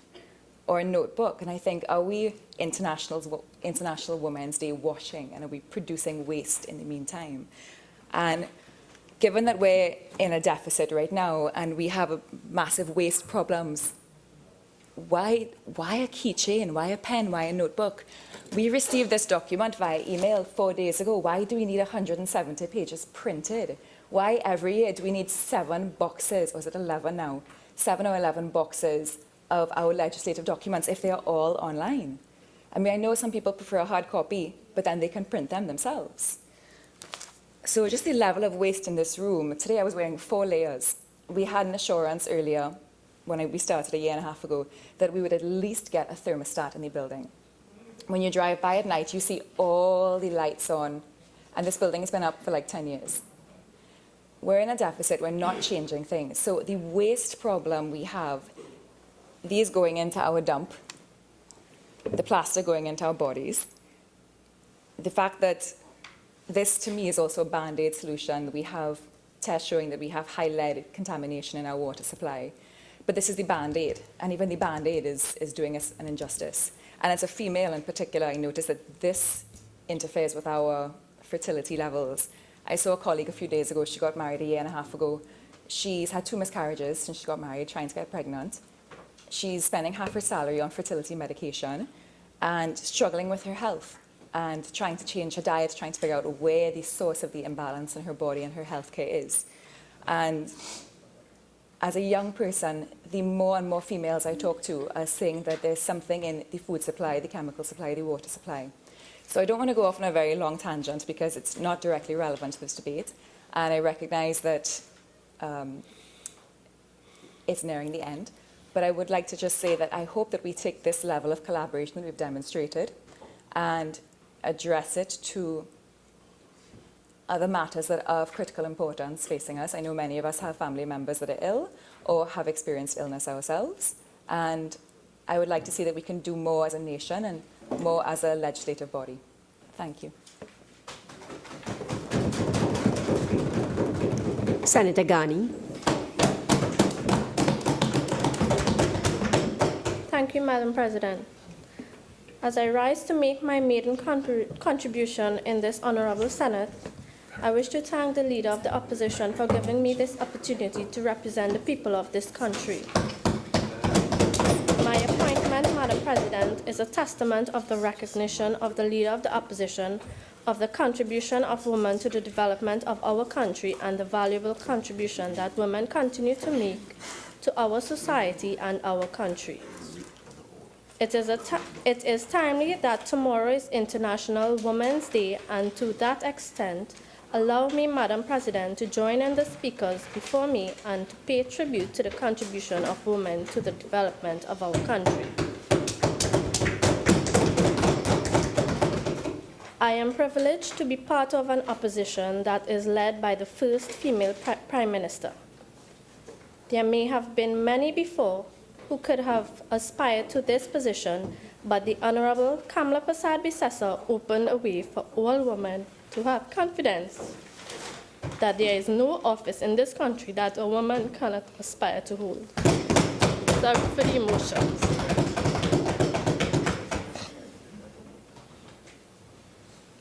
Her achievements have motivated and continue to motivate many young persons, male and female, in our society. So today, Madam President, I wish all our mothers, grandmothers, sisters, and all the women of our society happy International Women's Day.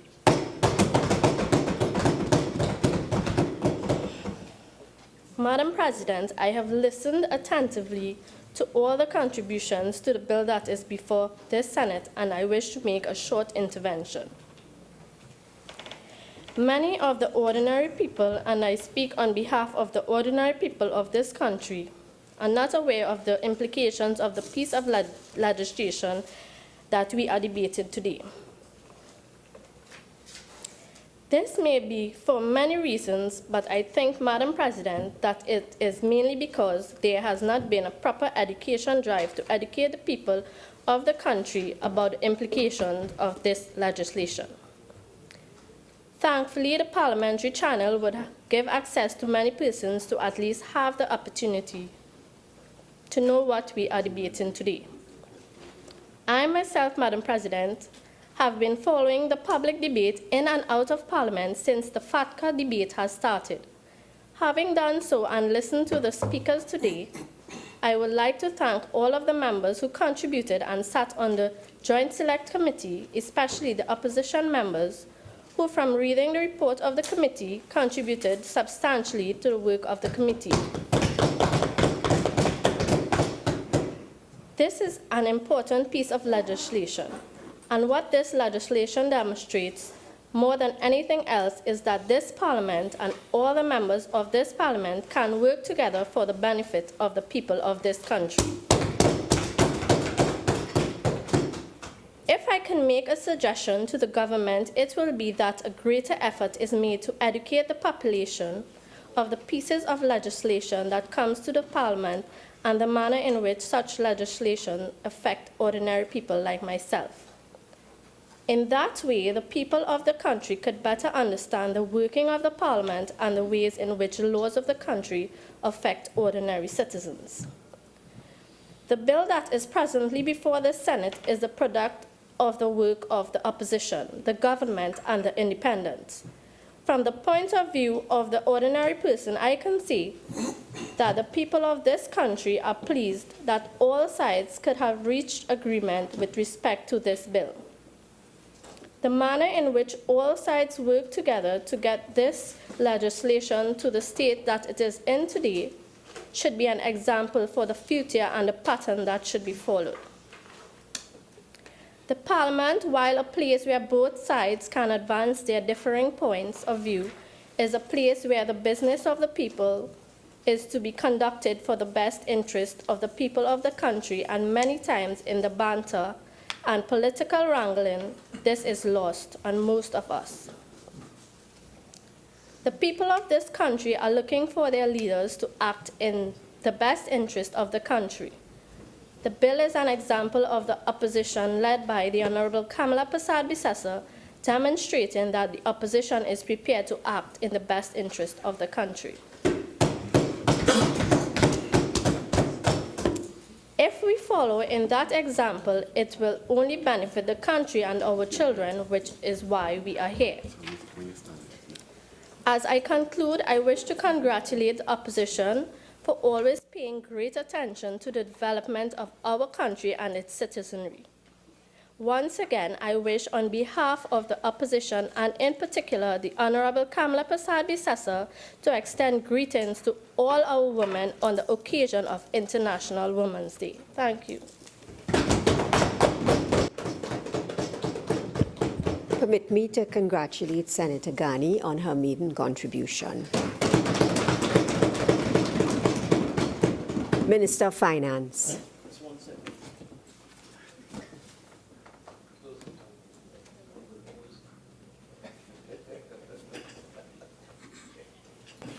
Thank you, Madam President.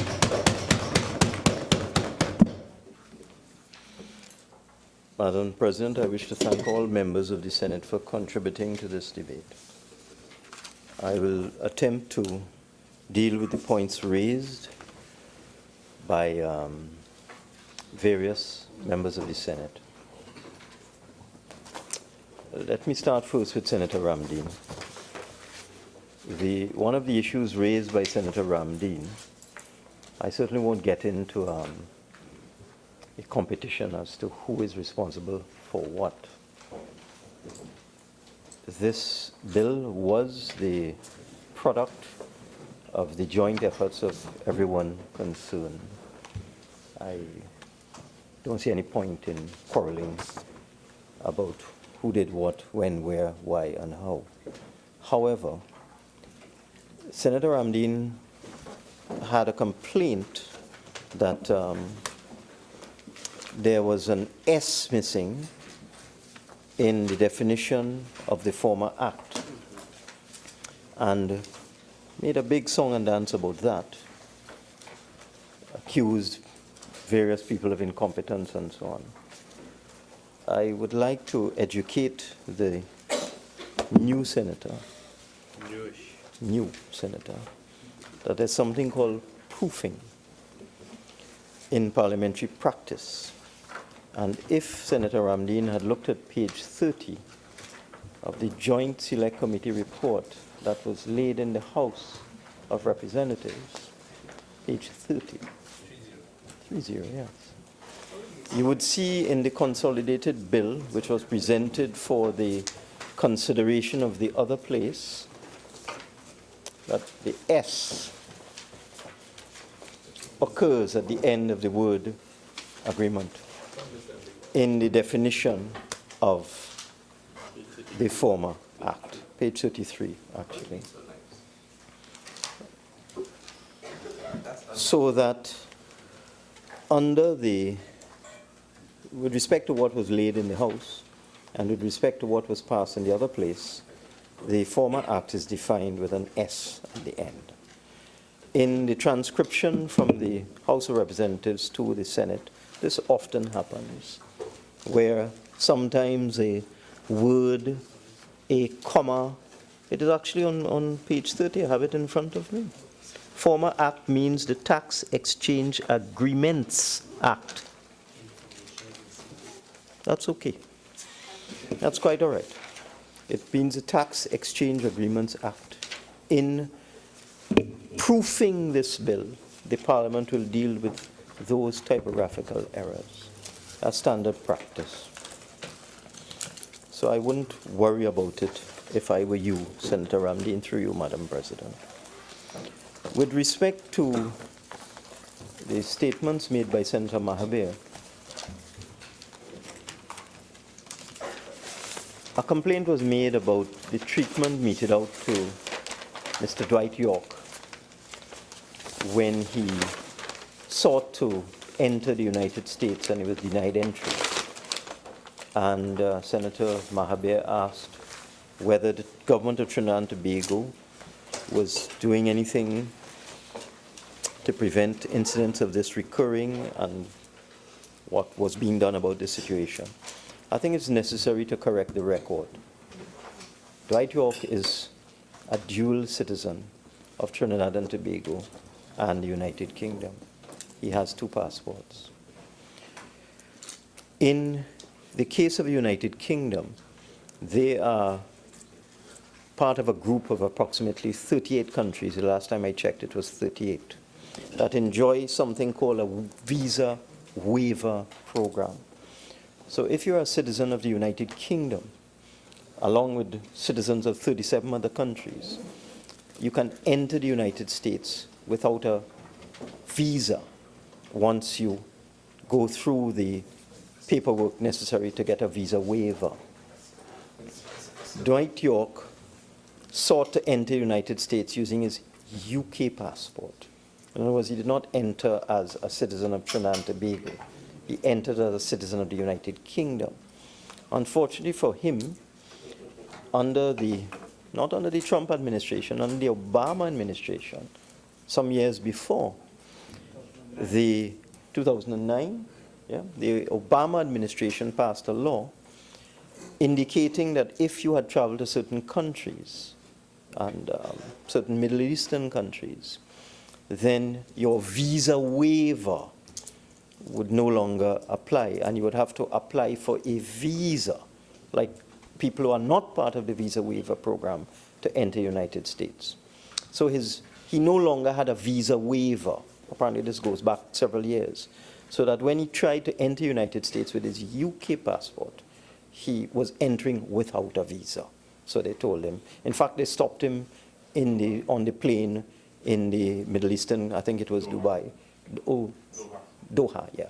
They stopped him there because the authorities in that country were aware that the visa waiver law had changed and that he was in fact trying to enter the United States as a UK citizen without a visa. So it had nothing to do with his Trinidad and Tobago citizenship. Sure. Yeah, clarification. What I am concerned about, Honorable Minister, is this: a Trinidadian with a Trinidad passport who happens to visit one of those countries on legitimate business. Is there any guarantee that could be given that that particular citizen who has visited one of those countries will not be denied entry into the United States? No, I was dealing with the specific case of Dwight York. I wanted to correct the misconception that the United States, and in fact, President Trump was blamed for this, that because of the law, the executive order that he had signed, that the travel ban, that is why Dwight York was not allowed. It's just not correct. Just not correct. That he was a UK citizen and his visa waiver had been cancelled because of that legislation in the United States. In terms of what would happen to Trinidad and Tobago citizens, we will have to apply for a visa in the normal course of things. We are not automatically allowed entry into the United States. We have to apply for a visa. So when we apply for the visa, then you comply with whatever requirements the United States imposes on visa applicants. I am not aware of any onerous or special conditions applied to citizens of Trinidad and Tobago at this time. There was a bogus bit of fake news. This fake news thing is really getting quite interesting nowadays. I remember about a month ago, must be approximately a month ago, I was on a construction site and the contractor showed me something on his phone saying, look, this is from CNN, and Trinidadians are now being denied visas as a result of the travel ban signed by President Trump. And I said, that can't be right. I'm not aware of that. That doesn't make any sense. I've never heard of this. It turned out to be a gentleman whose initials were CNN, like Craig Newton something. So he had, the big C, and he put the rest of his name, and N, and he put the rest of his name, and he called himself CNN, BBC, or something like that. It was fake news. He had made it up, but he used the CNN logo. He put it on the web, and people read the thing and said, what? So Trinidadians can't get into the United States anymore because of this travel ban. So I'm just telling you, there's a lot of fake stuff outside there. It's fake news apparently has become quite lucrative now. People actually have fake news websites, and they advertise on them, and they earn revenue by publishing fake news, believe it or not. I mean, this is the madness that we are seeing in the international community. But I just wanted to clear that up so that I just wanted to reinforce that there are no adverse consequences for citizens of Trinidad and Tobago that I am aware of with respect to travel to the United States. With respect to the legislation itself, Senator Mahabir expressed the view, and I mean, I have a contrary view, that this bill does not benefit Trinidad and Tobago. It benefits the United States. I don't agree. There's something that has occurred in the world over the last 10 years or so. You have the emergence of FATF, the Financial Action Task Force. You have the emergence of the Global Forum. And whether we like it or not, if we wish to do business with the outside world, we will have to comply. We can't isolate ourselves. We can't be like North Korea and say, well, we don't care, and we won't comply with any international conventions or international laws. Then you become isolated. You become a pariah state. So this country is a member of the Financial Action Task Force. This country, under the last administration, joined the Global Forum. This country, under the last administration, agreed to sign the Model 1 Intergovernmental Agreement. And the reason why countries such as Trinidad and Tobago do these things has nothing to do with imperialism or doing things to help the United States. It's practical business common sense. Because if you don't comply with FATCA, all that will happen is that any bank in Trinidad and Tobago that is sending money to a correspondent bank in the United States, and 75–80% of all trade in Trinidad and Tobago is with the United States, whether you like it or not. You're talking 75–80%, it could be higher. It could be as high as 90%. And we trade with the US. That is our major trading partner. If you don't become FATCA compliant, it means that any money that is leaving Trinidad and Tobago to purchase raw materials or to purchase services or for any other lawful purpose and going to a correspondent bank in the United States, 30% will be deducted as withholding. And similarly, it's not just money going out, it's money coming in. So any money coming from a United States bank to a bank in Trinidad and Tobago, if we are not factor compliant, they'll withhold 30%. So we can't stand on a high horse and say, look, we're not doing this thing because it doesn't benefit us or because it's imperialistic or whatever. The fact of the matter is, if you want to do business with the rest of the world, and we do, we have an open economy, we trade with the rest of the world. If you want to trade with the United States and continue trading with them, then you have to become factor compliant. You can't be like the mouse that roared, and say, well, I ain't doing it. Okay, well, what happens after that? What happens after that is that you face the specter of de-risking. Now, de-risking is really not the proper term. It's really debanking. That's really what de-risking means. When a correspondent bank, and let me explain what a correspondent bank is. In order to do a transaction, let's say I wanted to send some funds to somebody in Kansas, but the bank that I deal with, let's say I deal with Republic Bank or First Citizens Bank, as the case may be, does not have any arrangement with a bank in Kansas. And that is quite possible and quite probable. In order to get the money to the person or the company or the entity in Kansas, and vice versa, if somebody in Kansas wanted to send funds to someone in Trinidad and Tobago, you have to route that funding through what is called a correspondent bank. So FCB, for example, may have correspondent banking relationships with Wells Fargo. So you want to send money to somebody who has a Bank of America account in Milwaukee or something like that, FCB would send it to Wells Fargo, which acts as a clearinghouse, and then Wells Fargo New York, for example, would then distribute that to the various banks all over the United States. Correspondent banking is essential. If you don't have correspondent banking, you can't do a wire transfer. You just can't do it. It's physically impossible because you have to route the money transfer through a correspondent bank, which would then distribute it to the final destination and vice versa. If somebody in the United States wants to send money, it must be routed through a correspondent bank. If it is not coming through one of the money transfer agencies like Western Union and so on. Those are small quantities of money, $100, $200, that sort of thing. But if you want to engage in trade or you want to engage in commerce, you have to go through a correspondent bank. The problem with FATCA is that FATCA requires these correspondent banks, Wells Fargo or whoever it is in the United States, Chase Manhattan or whichever bank it is in the United States, to be factor compliant. And whatever bank they have a relationship with. So let's say Wells Fargo again would have a relationship with FCB. The United States requires the bank in the United States to be factor compliant. And to be factor compliant, whichever institution they have a relationship with in Trinidad and Tobago must also be factor compliant. So in order to avoid debanking, we have to do this thing. Now, of course, we could say we're not doing it. Sure. Is it true to say that the Canadian banks which operates in Trinidad, like Scotiabank and Royal Bank, were factor compliant for quite a while, so that if other banks in Trinidad were not factor compliant, we had the option of having banking transactions with those Canadian banks which had established long relations with their American counterparts? I can't tell you when RBC or a bank like that was factor compliant or not, as the case may be. What I can tell you, if they want to do business with Republic Bank or FCB, then Republic Bank or FCB has to be factor compliant. You understand the point?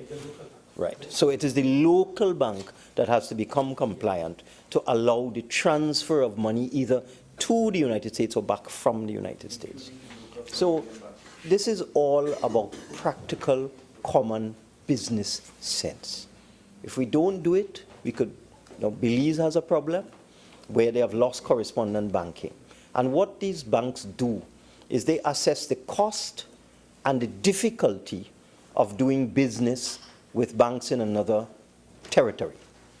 So it's easy to do business with Bermuda or Barbados or something like that because they are compliant. So that the regulatory costs and the regulatory constraints put on Chase Manhattan or Wells Fargo or Bank of America or whoever it is that wants to have a relationship with a bank in the Caribbean are much lower than the cost of doing business with a bank in Belize, for example, which is not compliant in terms of anti-money laundering and other FATF requirements. So the correspondent bank has a choice. Let's use Wells Fargo as a hypothetical example. It has a choice.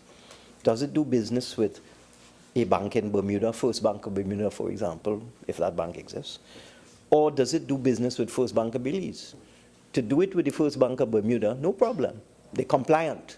There's no regulatory problem. They try to do banking with the First Bank of Belize. They're not compliant. So there are all sorts of other administrative arrangements have to be put in place in terms of know your client and that sort of thing. So what does the correspondent bank do? And this is what happened to Belize. They just stopped doing business with the banks in that country. And that's the problem Belize faces right now. It has lost the vast majority of its correspondent banking because it is not compliant with all of these new global regulatory frameworks. So that when we say that if you don't pass this legislation, there will be adverse consequences, we're not making it up. These are facts. You can look around the world. You can look at all around the world at countries that have lost correspondent banking, that have been victims of de-risking. And that is why recently at the CARICOM Heads of Government Conference, and something that was taken out of context when Prime Minister Rowley came back from the Heads of Government Conference in Guyana and said that the CARICOM countries had agreed as a group to hire a firm to go and lobby on their behalf with the United States Treasury in order, and other institutions in the United States, in order to avoid the damage that debanking and de-risking can be done to countries of the region. That's why that was such an important thing. It was taken out of context, of course, some politicizing. But if you go deeper into the real issues, the entire CARICOM has recognized that debanking is a threat to the way of life of us in the Caribbean. And we're either part of the world or we're not part of the world. We could, as I said, we could become like North Korea. No problem, we're on our own. But then what? What happens after that? So I just wanted to answer that. While on the face of it, this does not appear to benefit Trinidad and Tobago, in my opinion, it most certainly does, because it takes us towards compliance. And you heard the Attorney General talk about the Global Forum, because after this one, we now have to be compliant with the OECD countries, European countries, who also require Trinidad and Tobago to enter into an agreement with them. Fortunately, a few years ago, we were told we'd have to do 15 different intergovernmental agreements with 15 different countries of the OECD. Now, I guess because people within the system and countries within the system have said that this is too onerous, you can now do a multilateral agreement with the entire membership of the OECD, and that gives you compliance with the Global Forum. That is something that is coming, and it is something we as a country have to do this year in 2017. Again, we can say we're not doing it. We don't want to bow to the imperialists in the European Union, but don't do it now. And then you won't be able to have correspondent banking relationships with banks in continental Europe and the other members of the OECD. Just don't do it. I mean, that's one approach. Don't do it. And then, well, all right. So you stand up on a point, and then what happens after that?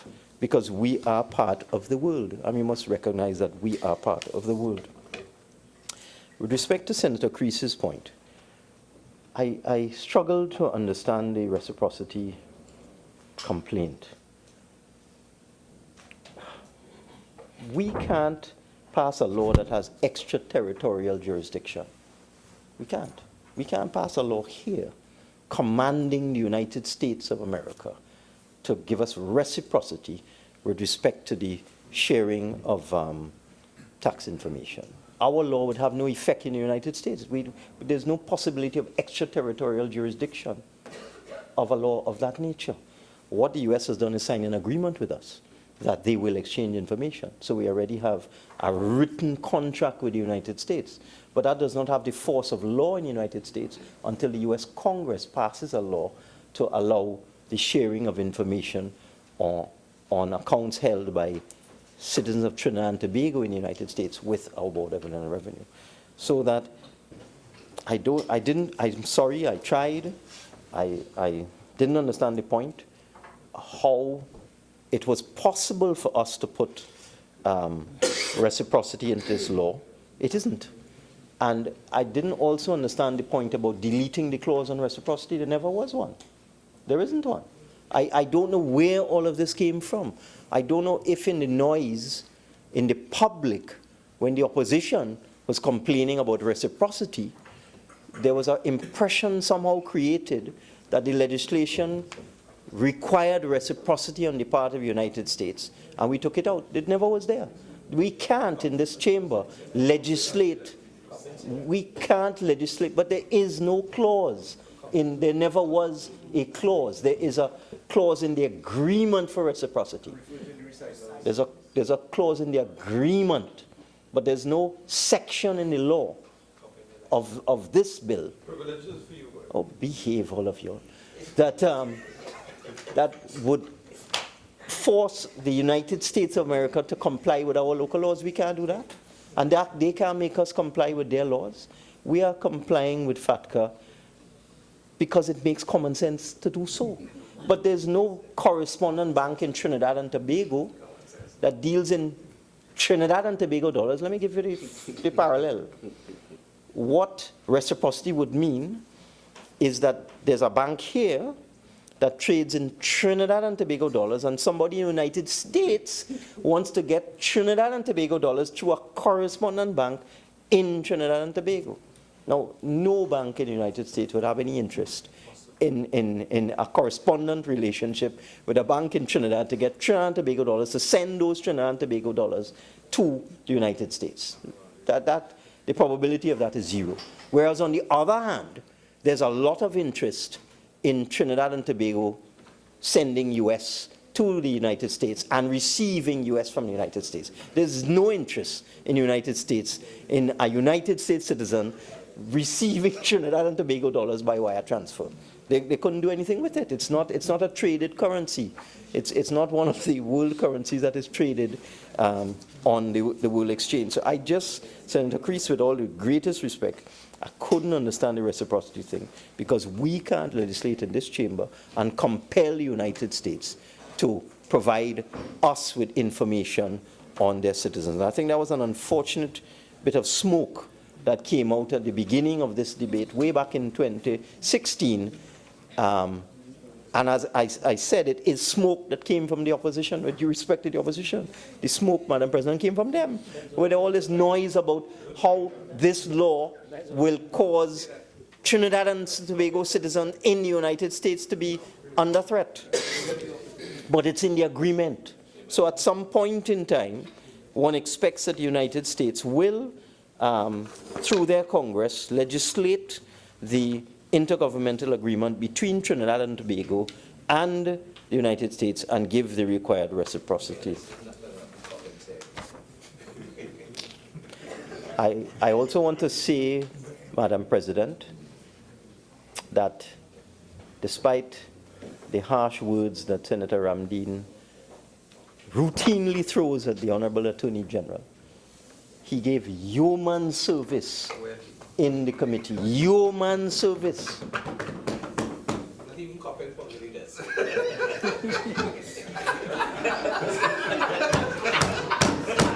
There would be some times, Madam President. I don't know what's so funny, Madam President. These are facts. And Senator Ramdeen, if he's politically honest, will admit it. There were times when Senator Ramdeen, and I must say something about Senator Ramdeen, he was the only member of the committee on the opposition side who took their work seriously. I must say that about him. It's a fact. Because when we sat and met with the others, they just talked. The first person who put something in writing was Senator Ramdeen. The only one who put something in writing was Senator Ramdeen. And having done that, gave us these memorandums and give us draft amendments, we were able, and that's why I thanked him at the beginning of my presentation. Sorry, at my introduction, in my introduction. Because once we got things in writing, which is something we've been asking for since September last year, we want written amendments, nothing. Give us something in writing, nothing. Come to the parliament and circulate your amendments, nothing. But finally, Senator Ramdeen started to put things in writing in the committee, and we were able to reach closure on this matter. And that is why I thanked Senator Ramdeen. But Senator Ramdeen, if he's politically honest, would admit, no, it's not 46 in that. If he's politically honest, he would admit that sometimes he would give us a memorandum at 4 o'clock in the afternoon, and by 9 o'clock the next morning, the Attorney General would have an answer to every single point. And not a verbal answer, a written answer. I was amazed, and Senator Ramdeen thanked the parliamentary staff, and they deserve commendation. But I want to commend the Chief Parliamentary Council staff, Ms. Eversley in particular. Absolutely. Sometimes midnight, I would see a response to Senator Ramdeen's 10-page memorandum coming through from the CPC, midnight. Oh, he used to write us all sorts of pages and pages of stuff and drop it on us 5 o'clock in the afternoon. And next morning, through the diligence of the Attorney General and the Chief Parliamentary Counsel's office, we would get not just answers, but cogent answers, with explanations, with competent and professional attention to every detail that was requested of us in the committee. And the Attorney General, you could laugh all you want. The Attorney General put out 120% in this Joint Select Committee. If he was not a member of this committee, we would not have achieved the success, the consensus that we eventually achieved. No, this is not a joke. There were 2 people. There were 3 people I singled out. Senator Roach, for his incisive interventions. Essentially, if you would permit me, Senator Roach, a little latitude, to tell the members of the opposition, stop wasting time. Yes, his incisive interventions that came at critical moments in the deliberation of the committee. No, this is my paraphrase, Madam President, through. That's my paraphrase of what happened in the committee. Senator Ramdeen, as I said, I want to thank Senator Roach for his focus. I want to thank Senator Roach for his focus on the task. I want to thank Senator Ramdeen for reducing the concerns of the opposition into writing, and finally, at the end, producing 4 amendments, all of which we were able to accommodate. I want to thank Senator Ramdeen for that, and I want to thank again the Attorney General and his staff for the fantastic job they did in the committee. I also want to thank Senator Shriki Soon for his participation in all the meetings and his support for the process, for the Joint Select Committee process.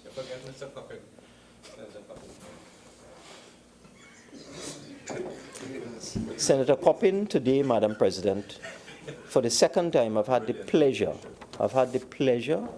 for the second time in this Parliament, in this session of Parliament, to hear an eloquent, well-researched, well-focused, and I dare say brilliant presentation from Senator Coppin on a piece of legislation. Now, with respect to Senator Shriki Soon's point about why a Model 1 and why not a Model 2, just let me re-emphasize that for some bizarre reason, the former administration And they spend all the time talking, but they wouldn't talk about that. Not one of them who spoke today, not one spoke about why the former UNC government chose a Model 1 IGA agreement with reciprocity instead of a Model 2 agreement. Not one of them. So I'm sorry, Madam President, through you, Senator Shriti, I don't know how and when you'll ever get the answer to your question. Can't answer that. But I want to tell you something about Model 2 IGA. All these agreements are signed between governments. It goes without saying I and GF are intergovernmental. The Model 2 places the burden on the financial institutions to register directly with the Internal Revenue Service of the United States and to report. But the Model 2 also places a burden on the government, because these are agreements between governments, the IGAs.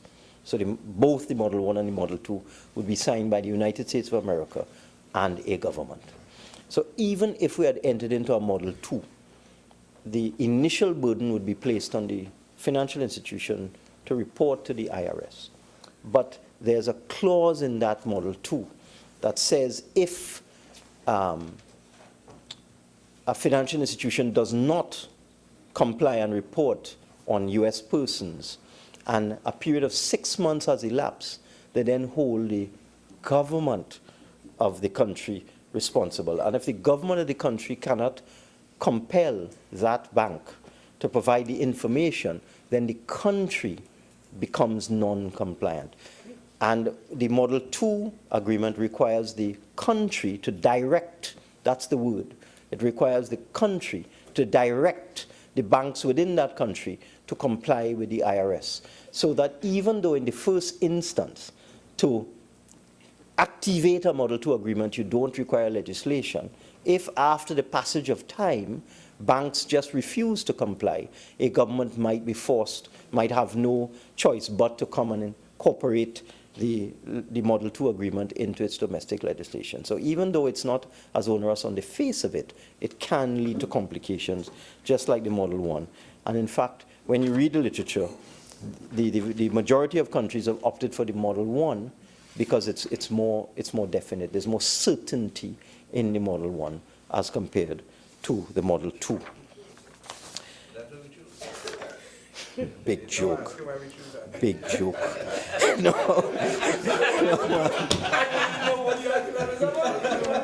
Big joke. No, Madam President. Madam President, I want to follow Senator Roach's advice. I wasn't in the chamber when he was talking, but I was watching on the television, as I was when Senator Mahabir was speaking and Senator Ramdeen was speaking. That's all I know about the missing S. And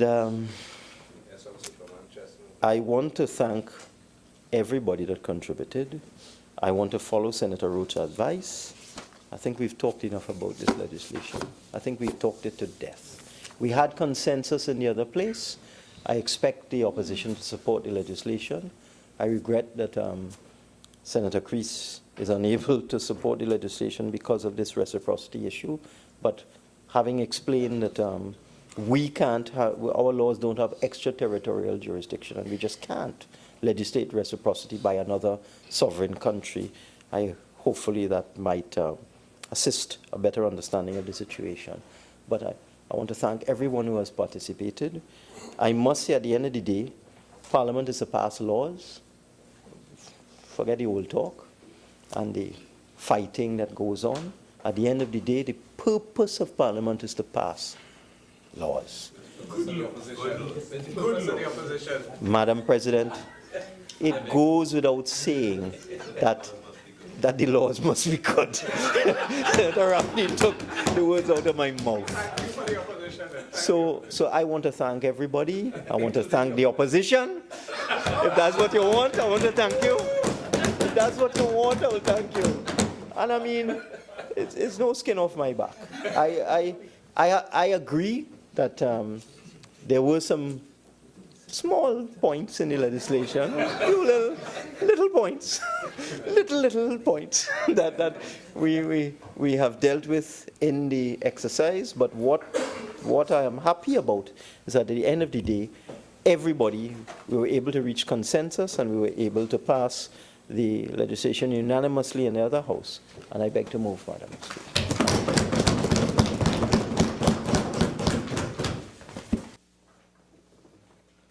Honourable Senators, the question is that a bill entitled An Act to Repeal the Tax Information Exchange Agreements Act and replace it with a Tax Information Exchange Agreements United States of America Act, which would make provision for the implementation of agreements between Trinidad and Tobago and the United States of America, providing for the exchange of information for the purposes of taxation, the validation of the sharing of personal information held by the Board of Inland Revenue or financial institutions, and for related purposes, be now read a second time. Those in favour say aye. Aye. Those against say no. The ayes have it. A bill entitled An Act to Repeal the Tax Information Exchange Agreements Act and replace it with a Tax Information Exchange Agreements United States of America Act, which would make provision for the implementation of agreements between Trinidad and Tobago and the United States of America, providing for the exchange of information for the purposes of taxation, the validation of sharing of personal information held by the Board of Inland Revenue or financial institutions, and for related purposes. Minister of Finance. Thank you, Madam President. In accordance with Standing Order 66-1, I beg to move that the bill be committed to a Committee of the Whole Senate forthwith to be considered clause by clause. Honourable Senators, the question is that the bill be committed to a Committee of the Whole Senate forthwith to be considered clause by clause. Those in favour say aye. Aye. Those against say no. I think the ayes have it. The Senate shall now go into Committee of the Whole to consider the bill clause by clause.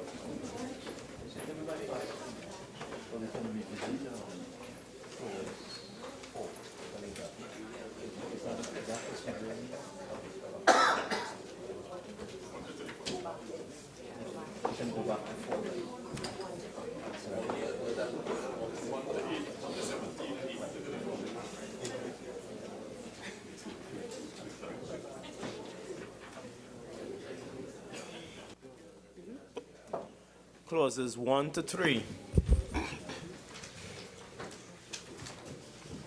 The question is that clauses 1 to 3 stand part of the bill.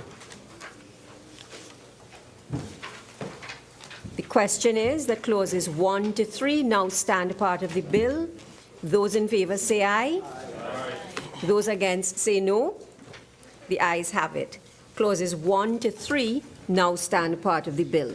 Clause 4. Honourable Senators, we will defer clause 4. The Minister has asked. Checking on Yeah. the proofing. The proofing. No, we don't have to go back to the other place. Okay, That's well, what I'm no. trying to.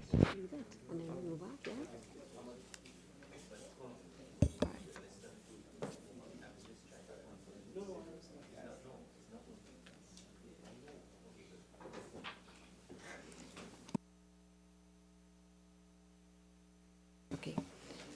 So, Honourable Senators, the question is, go ahead. Yeah. Part. No, clause 4. We'll do clause 4 and then stand it down. Yeah. Clause 4. The question is that clause 4 stand part of the bill. Minister? Yes, I'm just double checking with the Chief Parliamentary Counsel's office that any typos in the bill will be dealt with in the proofing when the final version is prepared for assent and publication. I'm advised so far that we're okay, but I will, CPC will continue to look at that as we go through the other clauses, and if we need to revisit the clause, we will. Okay? So we will defer clause 4. Okay? Part 2, clauses 5 to 8. The question is that clauses 5 to 8 stand part of the bill.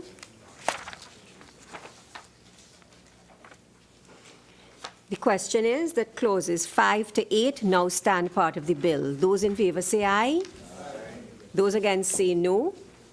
The ayes have it. Clauses 5 to 8 now stand part of the bill. Part 3, clauses 9 to 23. The question is that clauses 9 to 23 stand part of the bill. The question is that clauses 9 to 23 now stand part of the bill. Those in favor say aye. Those against say no. The ayes have it. Clauses 9 to 23 now stand part of the bill. Part 4, clauses 24 to 28.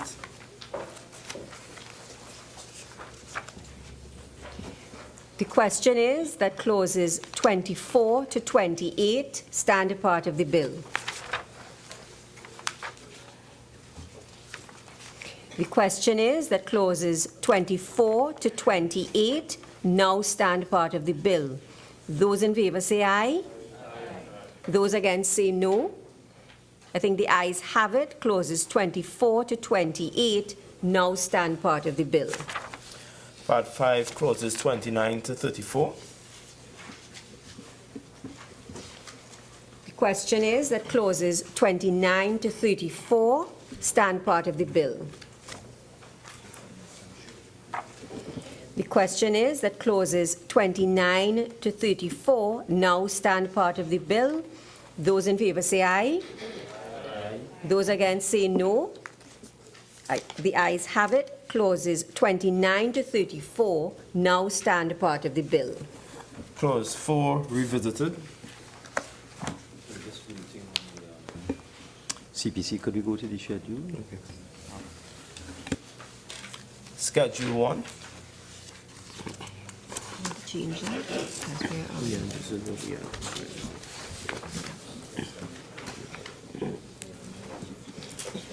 The question is that Schedule 1 stand part of the bill.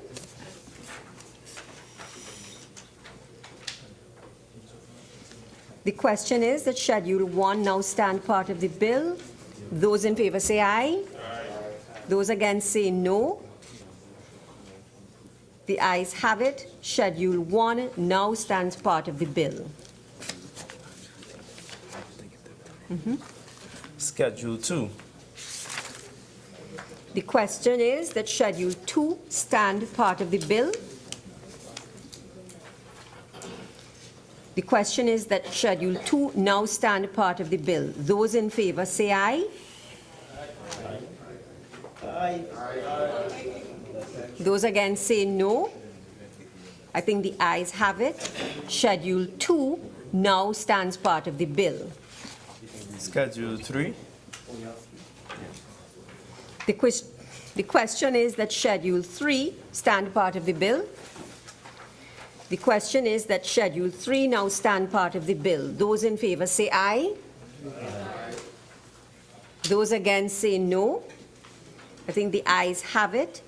Schedule 3 now stands part of the bill. Schedule 4. The question is that Schedule 4 now stand part of the bill.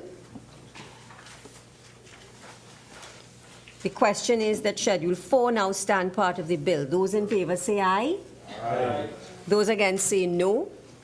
The ayes have it. Schedule 4 now stands part of the bill. Clause 4 revisited. Yes, Madam Chairman, I am advised by the Attorney General and also by the Chief Parliamentary Counsel's Office that the typos will be corrected in the proofing because it is clear throughout the bill that the former act is the Tax Information Exchange Agreements Act. It's merely a typographical error. So I'm advised that we're okay. So we can approve it.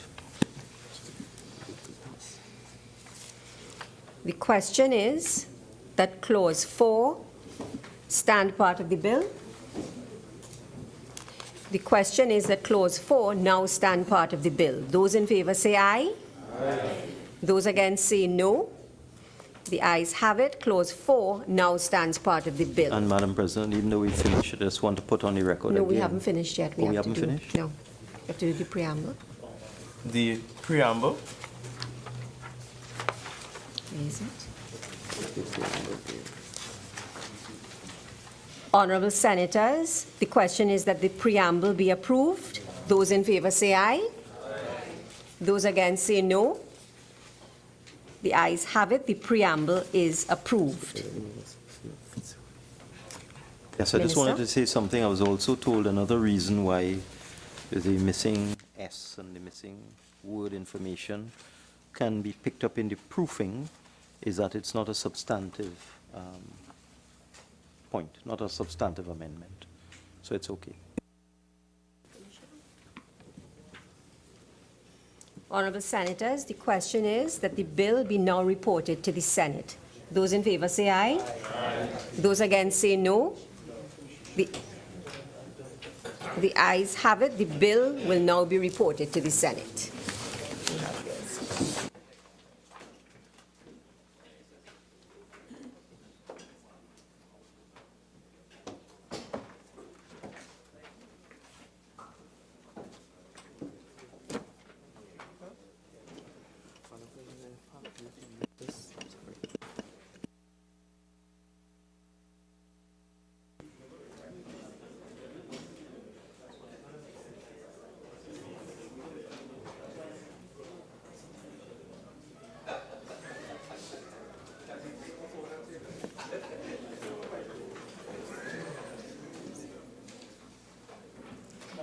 Minister of Finance.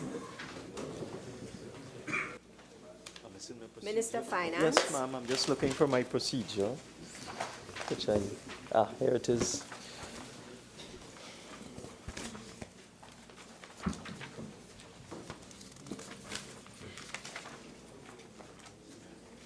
Madam President, I wish to report that a bill entitled An Act to Repeal the Tax Information Agreements Act.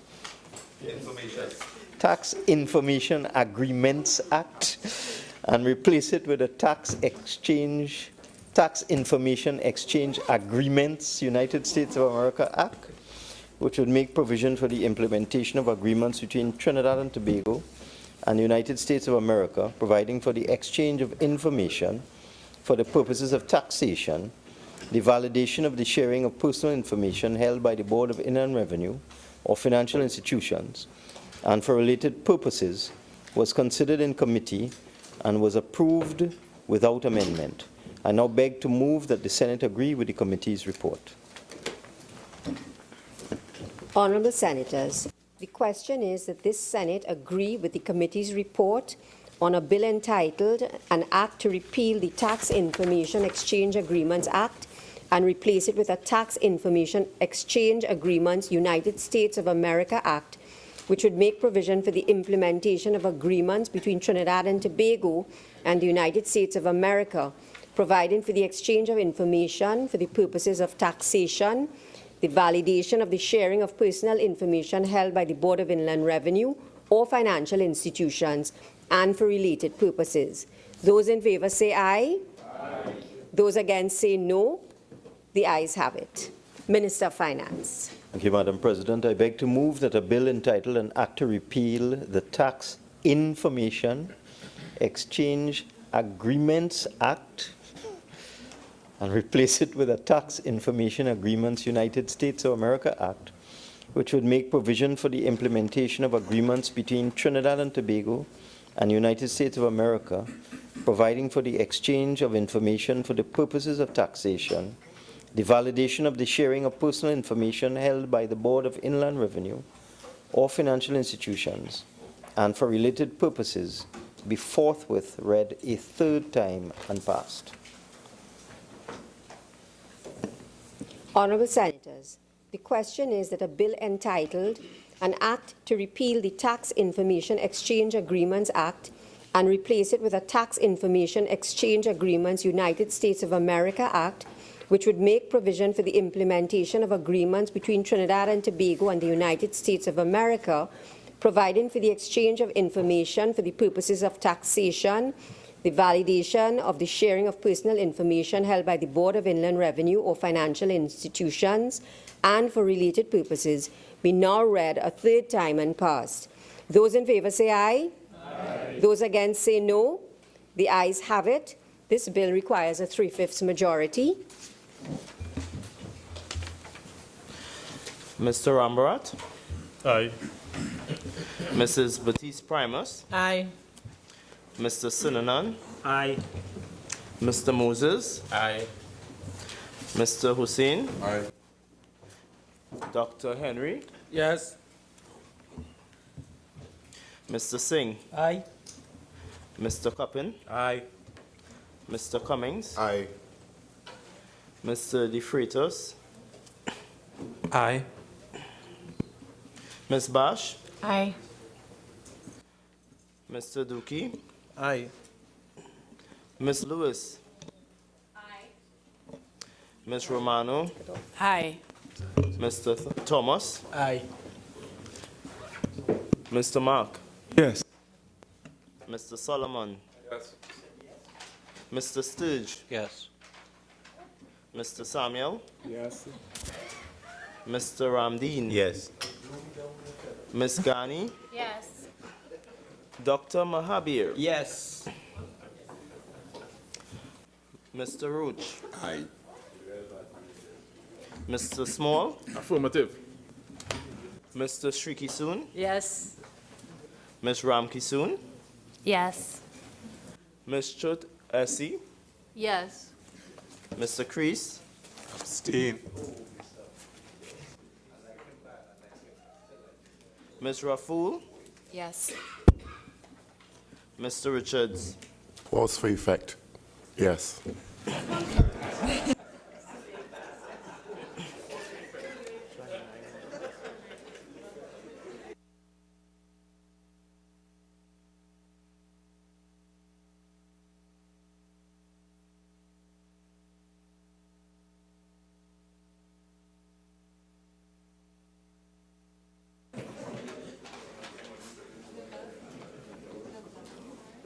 Honourable Senators, the result of the division is that 29 members voted for the bill, no members voted against, and there was one abstention.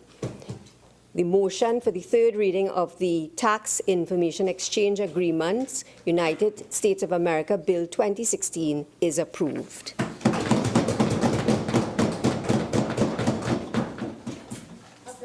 Entitled entitled An Act to Repeal the Tax Information Exchange Agreements Act and replace it with the Tax Information Exchange Agreements United States of America Act, which would make provision for the implementation of agreements between Trinidad and Tobago and the United States of America, providing for the exchange of information for the purposes of taxation, the validation of the sharing of personal information held by the Board of Inland Revenue or financial institutions and for related purposes.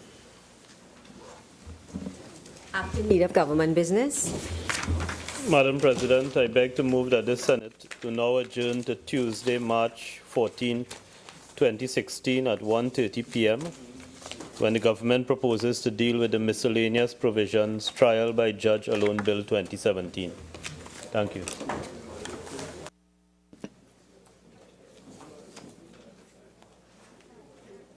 Honourable Senators, the question is that this Senate do now adjourn to Tuesday, March the 14th, 2017 at 1:30 p.m. All in favour say aye. Aye. Any against? The ayes have it. This Senate now stands adjourned to Tuesday, March the 14th, 2017 at 1:30 p.m.